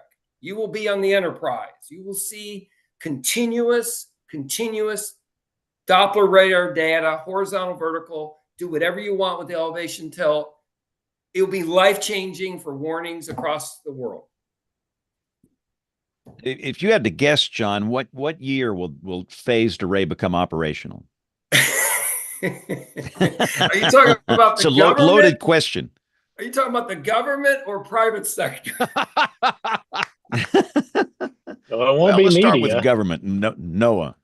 If it's NOAA, oh boy, Ken Graham. Ken, if you're listening, don't get mad at me. I would, if I saw this thing before 2045, I'd be stunned. Wow. Just nothing this is moves fast. 2024. You got to remember, next red is the WSR 88D. Okay, 88. That's key. 1988. But they didn't come out in 88. No. Okay, the office has got, remember, Jeff? 93, 94, 95. Yeah, that's when it became operational. I recall the 94 Palm Sunday tornado. We had one operational down at Maxwell Air Force Base. Birmingham did not have one yet, and this was in 94. So this was early in mid-90s when these things rolled out, and it was 88D. So you're right. But before we take a quick break for both you guys, I have to ask this. I heard John do a remarkable presentation at a conference in Mobile, but a lot of young people listen to this. These are high school kids that want to go into meteorology, and a lot of these are college students that are majoring in meteorology, and they want to work for you, John and Jeff. What do you tell them now? What's your advice? You want me to go quick? Then you, Jeff. Go ahead, John. You go. Yeah. Okay. So if you're listening right now, first thing you need is you need a rain gauge. You need to go be a CoCo-ROSS observer. That's number one. Get involved in the weather each and every day. Catalog your observation. Be aware how to measure snow and look at the sky and understand clouds and all that kind of stuff. Two, get your parents. Tell your parents, I'm going to clean my room for the first time ever. I'm going to be obedient. And let them get you a GR, Gibson Ridge radar stuff and radar scope. You start looking at weather data on there. And spend a little more money, get Weather Bell. Start looking at model diagnostic data, right? You can start getting into the tune of things. So next, go visit James Spann or James in Tulsa. Go see Troy Kimmel. And you have got to go to a National Weather Association meeting, and you need to network. You need to meet, go to the Weather Service, go to Houston, go see Jeff Evans, one of the greatest guys I know in the business. And you go visit them and you network. And you learn and have an attitude of gratitude, have good people skills. If you show up arrogant, cocky, condescending, we don't want you. Have a nice day. Yeah. Yeah, absolutely. Right, The people skills are huge. People skills are so huge. But you've got to be able to communicate. You've got to be able to talk. I know, even if you're an introvert and you're quiet and you're a science kid, you got to learn to talk. You got to look someone in the eye. You got to learn to know those skill sets. I was just up at Texas A&M for the Texas Weather Conference last weekend and talking to a lot of students, and I got asked this. And, another thing that pops in mind is realize that we're all atmospheric science. That is the 100% crucial piece, but there are many avenues, social science, there's GIS, there's other skill sets that you're in a new era of meteorology where you're not just a quote unquote forecaster. You need to have more tool set. Some of the things that got me kind of noticed early on in my career was doing some scripting. Knowing some scripting, knowing some language, and getting out there and doing those little pieces. So, yes, do well, know your weather. Definitely get out and get to know. If you want to get a weather service, go find your local National Weather Service office, show up at the door, knock on the door, say, hey, I just want a tour. After the tour, ask if you can come back and job shadow, try to get to know one of the forecasters and meteorologists that you can kind of work with. And because those references mean something. And I as all the hiring we do, I still like to hire people that love weather. That I just didn't get a meteorology degree and then I don't really know what I want to do with it. They know what they want to do. They want to work at the Weather Service. Maybe they weren't straight A students, but they love weather. They're passionate about weather. They're good speakers and they're good people. I think you're going to have a much better career. But our field is just evolving. It's evolving pretty quickly, and you're not just going to sit there and then pedal with maps and type up forecasts. Those days are numbered. But understanding statistics are going to be a bigger part of meteorology messaging. Getting out there and understanding all that statistical stuff is really going to be big as well. And I'll just say, before we take a quick break, I'll say this. When somebody applies for a job here, the first thing I do, what do you think it is? I look at their social media accounts. Yes. I will find you. I will track you down. I will find you. I will find you on X, Facebook, the Gram, Talk, Blue Sky. You name it, I'm there. And for those candidates that post a lot of inappropriate content, listen, there's a lot of folks competing for these jobs, and you need to not lose a tiebreaker. That's losing a tiebreaker. Yep. And I'm just saying, be very careful. And for the ones that are out there, and it's wonderful, you learn communication skill, and they're posting good, relevant weather information that's reliable, that's credible, that's appropriate. That's a good thing. That's a positive. You might win the tiebreaker for something like that. But I just always tell everybody, be careful with social media, especially these days. Just be very careful. And on that note, we have to take a very quick break. We're going to shift gears when we come back, but we're going to hear from Tony Rice and his astronomy report. We're going to hear from Jen this week in tornado history. We'll come back with the email picks of the week and much more as WeatherBrains rolls along.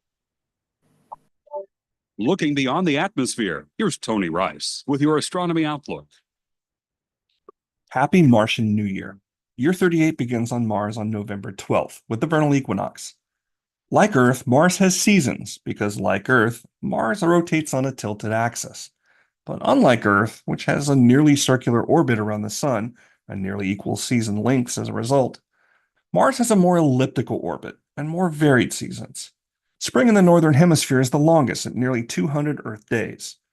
Autumn is the shortest at 146, and the 180-day-long Martian winter, that's something that future astronauts are going to have to deal with.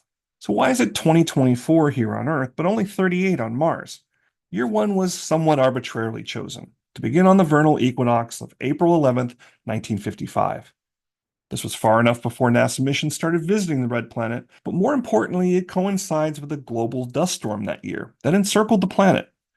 These storms are the subject of study and happen about every 3 years. 2018's Star of the Opportunity rover of sunlight, ending its mission. Year 0 began in 1953, and every year before it receives a negative number. That puts Galileo's first observations of the planet in 1610 at Mars year -183. Elsewhere in the sky, decades-old data has answered some long-standing questions about the planet Uranus. What the Voyager 2 mission sent back during its 1986 flyby that initially puzzled researchers. The powerful magnetosphere, the protective bubble which deflects the solar wind and prevents the atmosphere from being stripped, it was there. So were the radiation belts, just as strong as expected, second only to that of Jupiter. But the ionized particles, or plasma, powering that magnetosphere, it wasn't to be found. The expected water ions, thought to be spewed by cryogenic ice volcanoes on the planet's 5 largest icy moons, they were also not present. But why? A paper recently published in the Nature journal Astronomy concludes that the spacecraft was simply in the right place, but at the wrong time.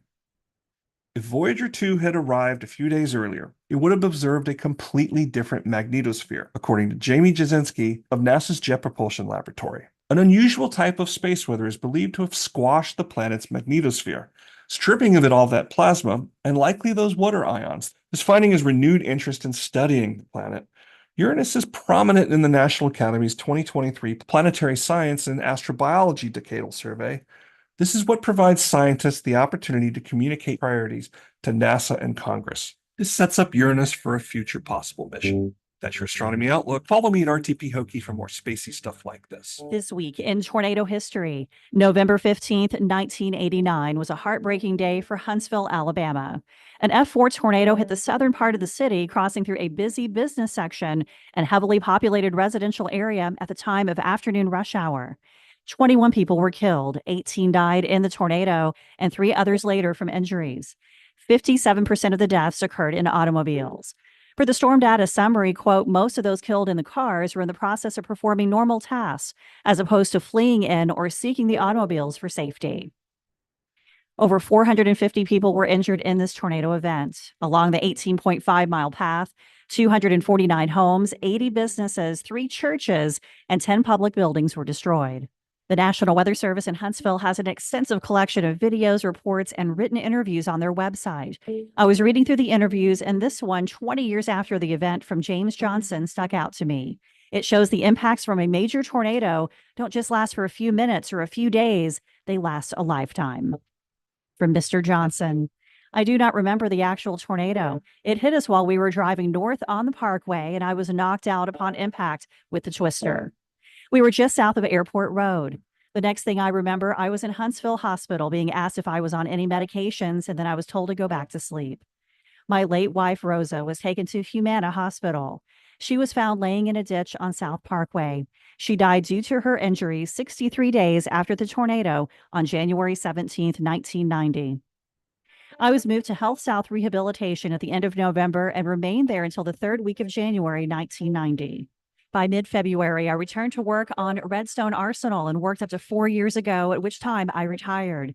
With age creeping up on me, my injuries have placed me in a wheelchair most of the time. This has been my life for the past 20 years. Hey. Jen is back, which means the email segment is back. Let's see what's in the email inbox.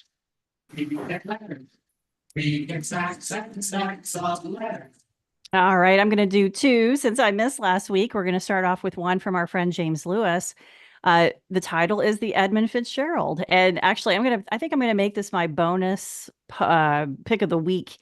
Was a X post from, and it's really super cute. It's the best Halloween costume that will put all other costumes out of business for good, is what James said. And this was a young lady, Sarah King. I hate meteorologist Halloween. What do you mean you're the mid-latitude cyclone that sunk the Edmund Fitzgerald? She's got a low pressure on her head. She's got a cold front on her one arm and a warm front on the other arm.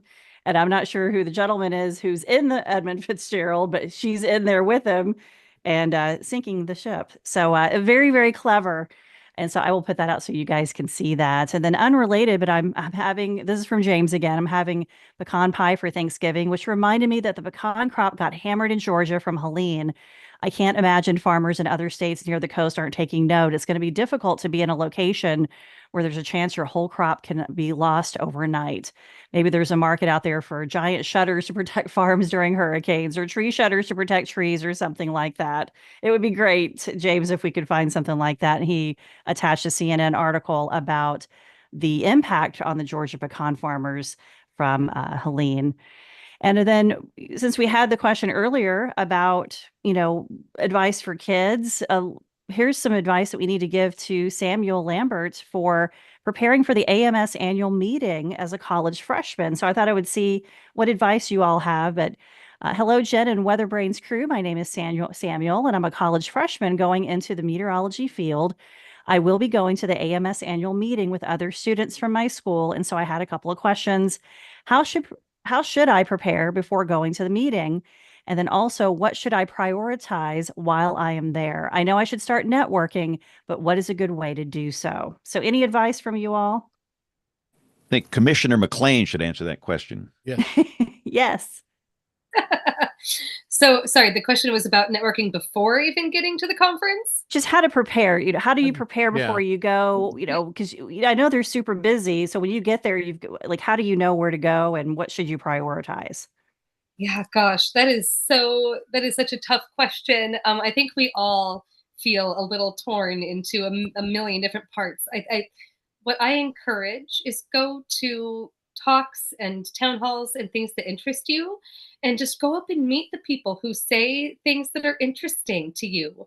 I know that there are people who do more careful, like going through the program and looking for certain names at certain places they want to go. Like if you're at a stage of your career where you're trying to find the right grad school or whatever, like doing that selective stalking is definitely advantageous. But if you're trying to get that broader sense, especially if you have the opportunity to grow your career in future years, go and see what all is out there and try to get yourself distributed to a wide array of things. And trust me, people are there so excited to meet you. So if you go up and say, I was fascinated by this about your presentation, that's great. And I think just go follow your heart and interests and go from there.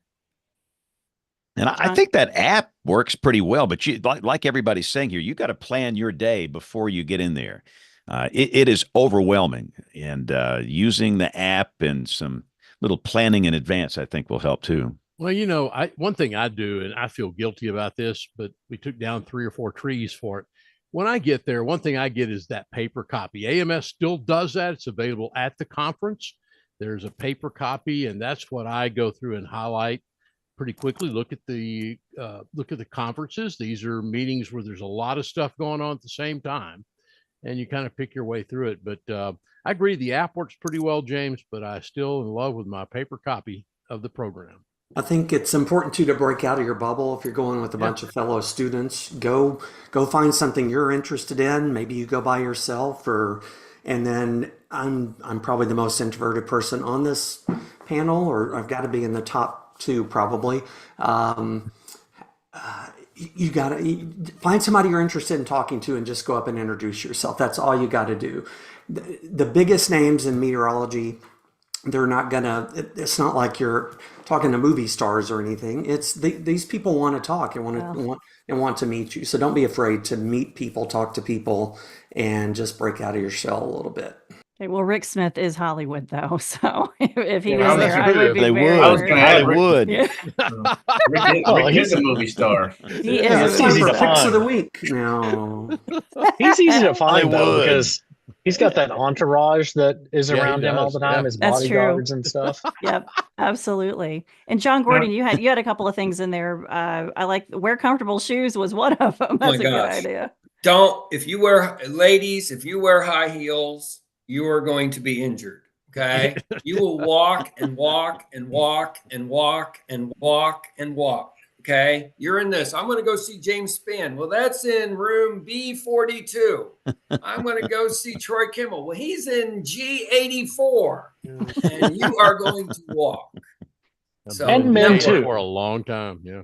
Men too. Yes, wear shoes, good shoes. Everyone wear good shoes. Now, Jen, did she say she was a freshman? That's really impressive.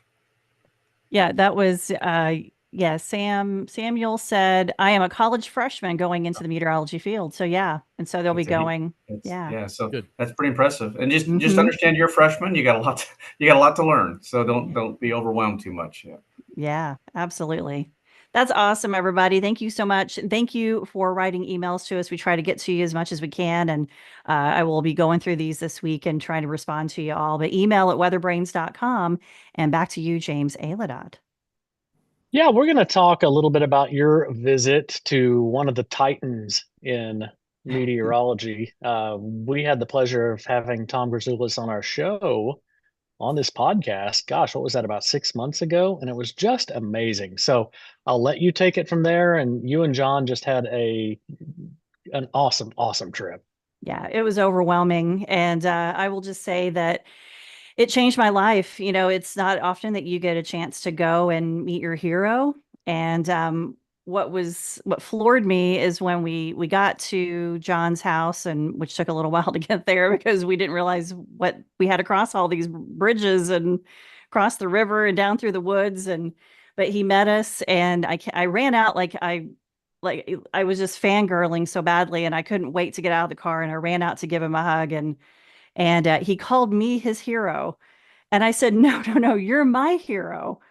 And I didn't, it just meant a lot to me because he and I have had a great relationship for the past 7 years, just talking back and forth. He found me on Twitter, and when I was just doing the On the Stay blog for Tornado Talk, and we started talking, and he was challenging me with different things to write, and he just kind of liked my approach to digging into these things deeper, and we just had an amazing time, and it was really neat just to go and spend time with them. And John and I spent a day with two of them. It was all day. Doris cooked for us, and we kept going down to Tom's basement to talk about all of his work, and he just kept talking. And then the next day I spent time with him by myself, and I'm telling you, it was like spending time with my grandparents. We didn't even really talk tornadoes for most of the day. They took me around their area of Vermont, all these different little places. We had cheese. We went to the Von Trapp home, and we did all these different things. And I got a chance to just enjoy where they have lived for 50 years. Tom's back there. He sat in the back seat. Now he's not short. He's 6'4", and he sat in the back, and he's pulling out this puzzle book. And he was like, let's do the puzzle book. And I'm playing puzzle book with Tom Gulas, and he's telling Doris how to drive, and Doris, make a left here. It was just, it made me laugh. I enjoyed myself so much. And then we were just hanging out all day, and it really, I'm going to show this picture one more time because I'm still fangirling, as you can tell. But this was us at the end of our day together. And it was just, all smiles. I love them very much, and I can't wait to go back. And I will try to do this as often as I can, to just go check on them. And they're still working on that second book. It was just amazing to me. And I want to bring John Gordon in because, John, this was a momentous time for you as well, because this was your hero too, and someone that you talked to for a couple of decades and had a huge impact on some stuff that you've worked on in your career. Yeah, we had a great time. This whole thing started when I was talking to him about some wintertime tornado research that James saw when I was in Mobile. I'm doing some research from November to February on the Mid-South, and I'm very annoyed that the Today Show and GMA a rare tornado in Tennessee in January. And I'm like, no, it's not rare. But anyway, so Gulas and I were talking, and I was like, he said, John, I'm 82 years old. I could drop dead today. I'm like, Tom, you have a long way to live. Da, da, da, da. So we start talking. I'm like, why don't I come visit you? And then I asked Jen, are you in? What'd you say? I said, I'm in 100%. So we got an Airbnb when we went up there. So folks listen to WeatherBrains. Tom Gulas is like Ted Fujita. All right. When you look at TV weather, you look at James Spann and Tom Skilling and Jim Cantori. When you look at tornado research, you look at Ted Fujita. When you look at lake effect snow forecasting, you look at Tom Nizzle. Okay. These are the pioneers, the mavericks. Okay. And Gulas did something that a couple had tried to do, but he did the whole thing, the green book. How many of you got a green book? Raise your hand. You got a green book? You got a green book? Yeah. Now we got a blue book. And so he's the real deal. Okay. He's authentic. He's a detailed researcher. And it was just wonderful. And then Jen spent most of the time, I was letting her do her thing, right? We were in the basement. It was a version of Herman Munster in the grandpa in the basement. Okay. Down these stairs like this. Getting to their house was bizarre. Okay. Mm-hmm. I can't begin to tell you. This is a version of Alfred Hitchcock and Steven Spielberg together. You kind of sort of park on the side of a road in the pricker bushes, and then you wander around planks of wood planks along what's the name of that river? I don't remember. Sleeper's River. Sleeper's River. Yeah, and he built the bridge. There's a suspension bridge that you go across. I swear to God, it's Sherlock Holmes in the bogs. And you go across and you wander through the woods on all these planks. And some of the planks have tar paper, right? Mm-hmm. And you wander through the woods with little lantern lights that are partially lit, not partially lit. And you eventually arrive there and you go, my God, the tornado researcher is not going to be hit by a tornado there. He's assured himself safety. It's in the middle of nowhere. And anyway, we went there and we had the best time. He told me a story about Fujita, his meetings with Fred Otsby, all the Alan Pearson, and how. Can I tell the one story, Jen? I'll tell you this one. Everyone will love this. Go for it. So he was at some lecture at Chicago with Fujita. All the grad students are there.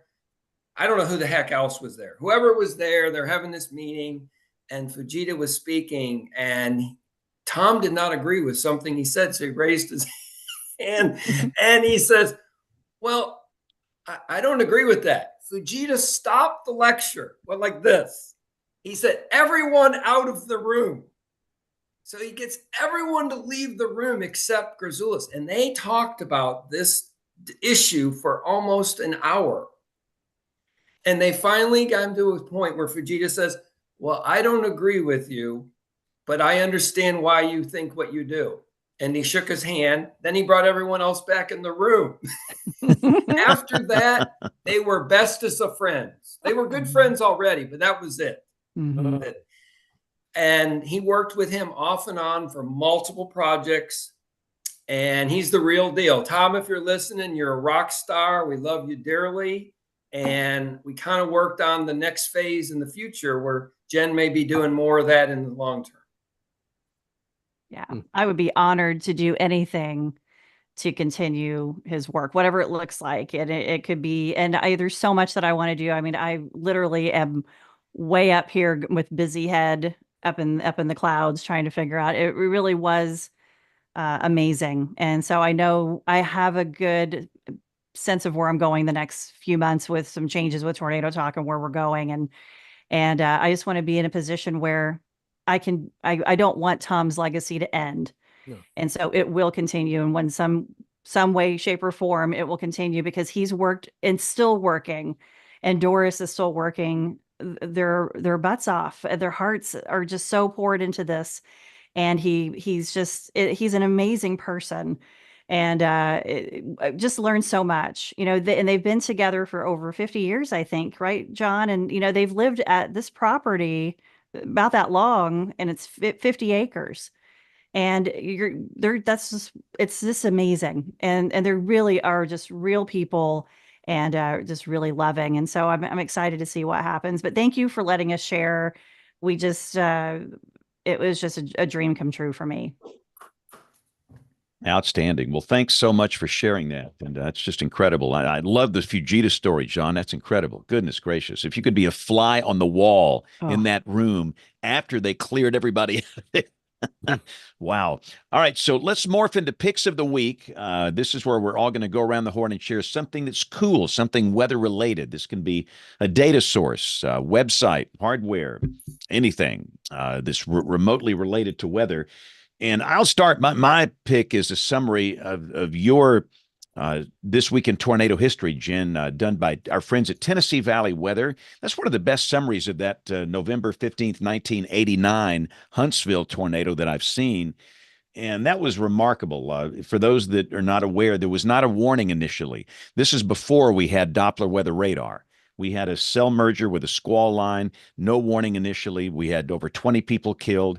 And I'll never forget the next day doing the weather from that horrific damage in a snow squall. You literally could not see your hand if you stuck it out in front of your face. It was snowing so heavily on the 16th of November. But that was, again, just another reminder that November is the tornado season down here. It's not unusual to have those. But the Tennessee Valley Weather Team did a great job with doing a summary of that. So that would be my pick. Let's go to Rick Smith, who always has something cool. But I will say, this is too cool this week because we had a peek at it today. Rick, go ahead. Yeah, this is very cool, and it's all Daryl Hertzman from IEM, the Iowa Environmental Mesonet. There's just a treasure trove of data there, and he's got this plotter page where you can go and do custom plots. And there's one that hasn't been on there very long, and it's kind of hard to find if you don't know what you're looking for.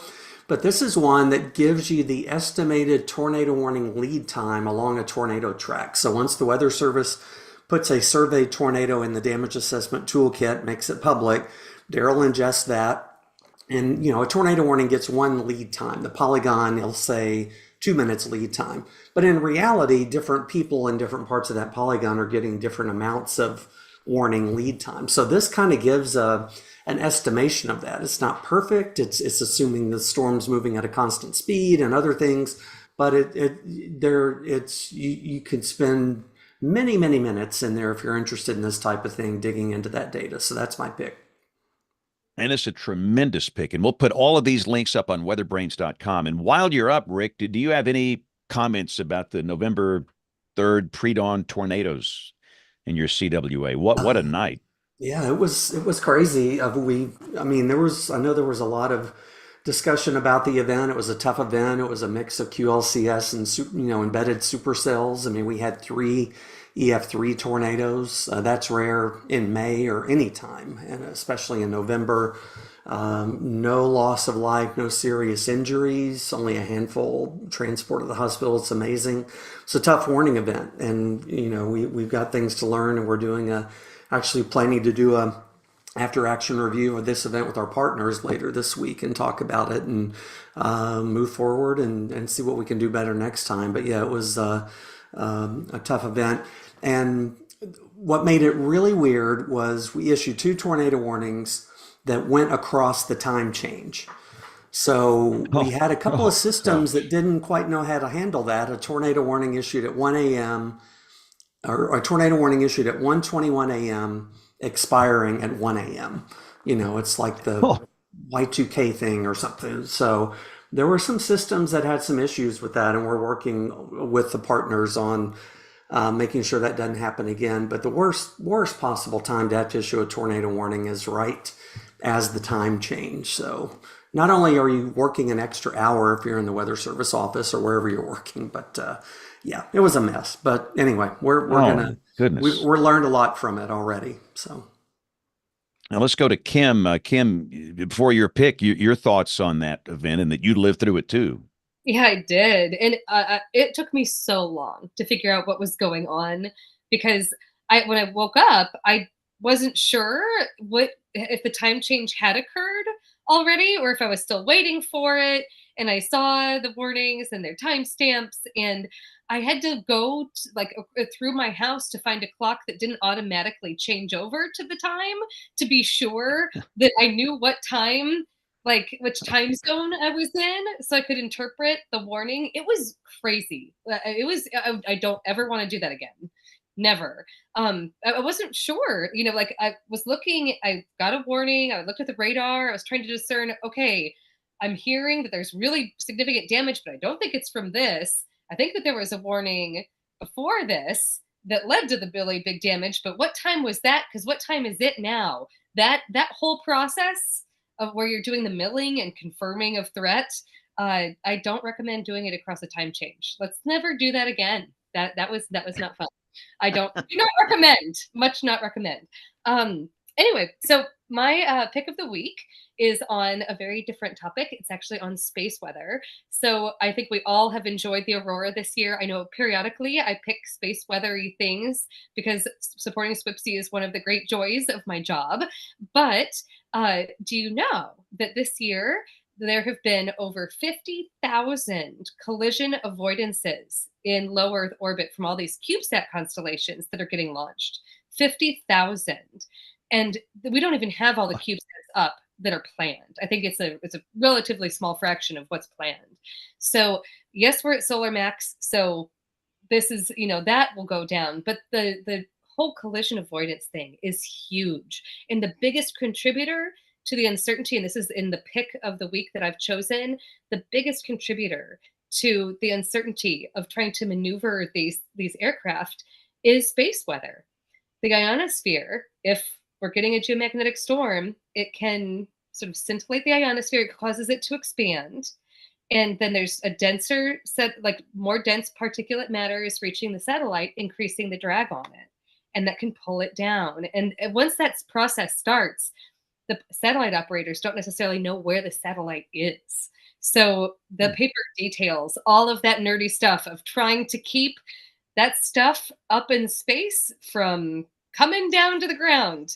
It is really tough. And it turns out they would do a whole lot better if we were able to offer more of the uncertainty of our forecast. Speaking to the whole prob IDSS thing, it is prob IDSS, but space weather turns out no different from terrestrial weather. We've got to get better at telling people when we are really confident in our predictions.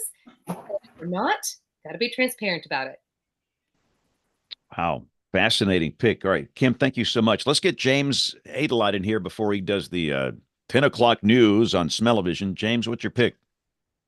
My pick is from Rick Smith's office webpage, and it is the Great Veterans Day event of 1911. 1911, Oklahoma City set a record high of, I have to look, 83 degrees. Then this Arctic front moved in that John was talking about earlier, and they set a record low just before midnight at 17 degrees. And it's one of only a few places that still have standing records of high and low for the same calendar day. And oddly, Alamosa, Colorado did this 3 times in a row in 2002. Yep. But that was more because they're in a valley and had zero humidity. This one was just a giant synoptic scale, wicked blue norther. I'm still fascinated by the Wisconsin stories out of this thing, where Janesville, Wisconsin, had a horrific tornado. This was an estimated F4 tornado. And then in no time, they had blizzard conditions with temperature near zero within 1 hour of the tornado, according to historical accounts here, which is just mind-boggling. So, yeah, the Blue Norther of 1911. Great pick, James. All right, Troy Kimmel, give us something good. Unsolicited editorial comment. We could avoid this time change situation. We didn't change the damn time. I'll let that Yeah, go. Okay. yeah. I'm ready to go for that one. Daylight savings or standard? No, I don't care. I don't care. Go to Guam time. I don't care. Split the leave difference. it alone. My pick of the week, and I timed this out on purpose for you, Jeffrey, because I want to make my pick of the week the Houston office, because this last 2 weeks, Dan Riley, who is our warning coordination meteorologist there with you, Jeffrey. What a guy, and what he has done so much. And he retired here in the last couple of weeks. And I just wanted to make him our pick of the week. You have a great group of people, Jeffrey, in Houston, and we wish Dan the best, but we're going to miss him. All right. So let's go up to Jen real quick. Jen, give us a good pick of the week. All righty. So I got this book from Tom, and I actually found it on the Google Books, but it's the Proceedings of the Symposium on Tornadoes, Assessment of Knowledge and Implications for Man, June 22nd through the 24th, 1976, Texas Tech University. Bob Abbey was one of the co-chairmen, and Fujita notes in here. And I started flipping through it, and I saw like really awful formulas, and I immediately closed it. But it's amazing. It's amazing. And so I'm going to have to eventually thumb through this a little bit more, but it was just so cool. But you can read it because it's on the Google Books. Yeah. And it's, I downloaded that PDF already, 711 pages. Yes. By the way. Yeah. Great. Thank you for doing that, Jen. I saw awful formulas. That is a show title candidate for this week. All right, Jeff, we've stalled long enough here. So hopefully you've had enough time to think of something creative. So give us a pick of the week, Jeffrey, go. Yeah, you kind of dumped that on me, but this is good. And Troy, I'll pass that on to Dan. So I appreciate the kind words. Yeah, he retired on Valentine's Day, so he's definitely been missed. So I would actually like to point out the Aviation Weather Center page. I think it's one of the best web pages going out there in the National Weather Service. You go to weather observations, and they broke away from the old framework, and just a great website that I use. So I'm going to give them a little bit of a plug. Outstanding. And we'll put the link. I agree that is an amazing. I have forgotten about that, but that is a great pick, Jeff. Thank you. All right, John Gordon, go give us something good. Okay, so yesterday they had hurricane force winds out on Superior. Yesterday was the anniversary. If you want to learn about this, if you're a youngster, you should know about the Edmund Fitzgerald and the 29 lives lost and the 55 lost fatherless children. This website I just put in the chat, it's got amazing detail about the trek of the Fitzgerald. That's one. And secondly, Christmas is coming. Everyone listening to WeatherBrains should get an order of the Blue Book from Grzulas. Buy the Blue Book. That's the best definitive historical account you will ever find from the guru of gurus. If you love weather, buy that book. Amen. Wow. And Jen, what's the best way to buy it? Or John, either one of you. Tornado Project. Yeah, go to the tornadoproject.com and it's right there, and just click the button. It's the first, well, like, we had the big green book, goes through 1991. And then he had this little supplement, 1992 to 1995. But this one runs the first blue book, 1974 to 2022. And he's working on the 1680 to 1973. And that's the next edition. But get this edition. I just had someone in the Tornado Talk Discord who got the book and was so excited. So we're doing all kinds of jumpy, happy emojis and all this stuff. I mean, there's so many people who have been waiting in line to get these books. So please get this book. He's ready to fulfill and he will fulfill the order. He and Doris. They get everything to organize, and they get the way they ship is so bizarre, James. You should get your crew up there to film it. It's bizarre. It is. And I filmed walking across that bridge Saturday morning. It took me a minute and a half. I filmed it, and nobody can believe it. It's just crazy. But yeah, they fulfill those orders. Wow. Yeah, we need a story on that. That's outstanding. So, but one more thing, and we've got to wrap this thing up. I think every young person should listen to the Gordon Lightfoot song. And the lyrics are so haunting, and this guy does such a good job. The line, "Does anyone know where the love of God goes when the waves turn the minutes to hours?" Some of those lyrics are so haunting, but and I was a kid back in those days, and I was in college, and I played those songs on the radio, and I honestly, at the time, was not aware that was an actual event. I would learn, soon after the song came out. But anyway, that was the anniversary yesterday. So let's see, Jeff or John, anything else we need to plug before we wrap up? This is your Plug-a-rama segment. Go. Nothing for me. I appreciate y'all having me on. Thanks for having us. Yeah, thank you very much. Love WeatherBrains. This was just a great show. And if you are new here, we're typically on the air every Monday night at 7 o'clock Eastern, or 7 o'clock Central, 8 o'clock Eastern. And you can watch this live, the video version, on YouTube, the WeatherBrains YouTube channel, youtube.com/WeatherBrains. However, we know that most of you listen to the audio podcast, and that drops late every Monday night. If you want to get in touch with us, please do. The email address, it is email@weatherbrains.com. So on behalf of the entire WeatherBrains crew, I'm James Spann. Thanks for listening. Have a great week, and God bless. Great show. Thanks, awesome. everybody. Thanks. Thank you, John. Thank you, Jeffrey. Thank you, guys. Thanks.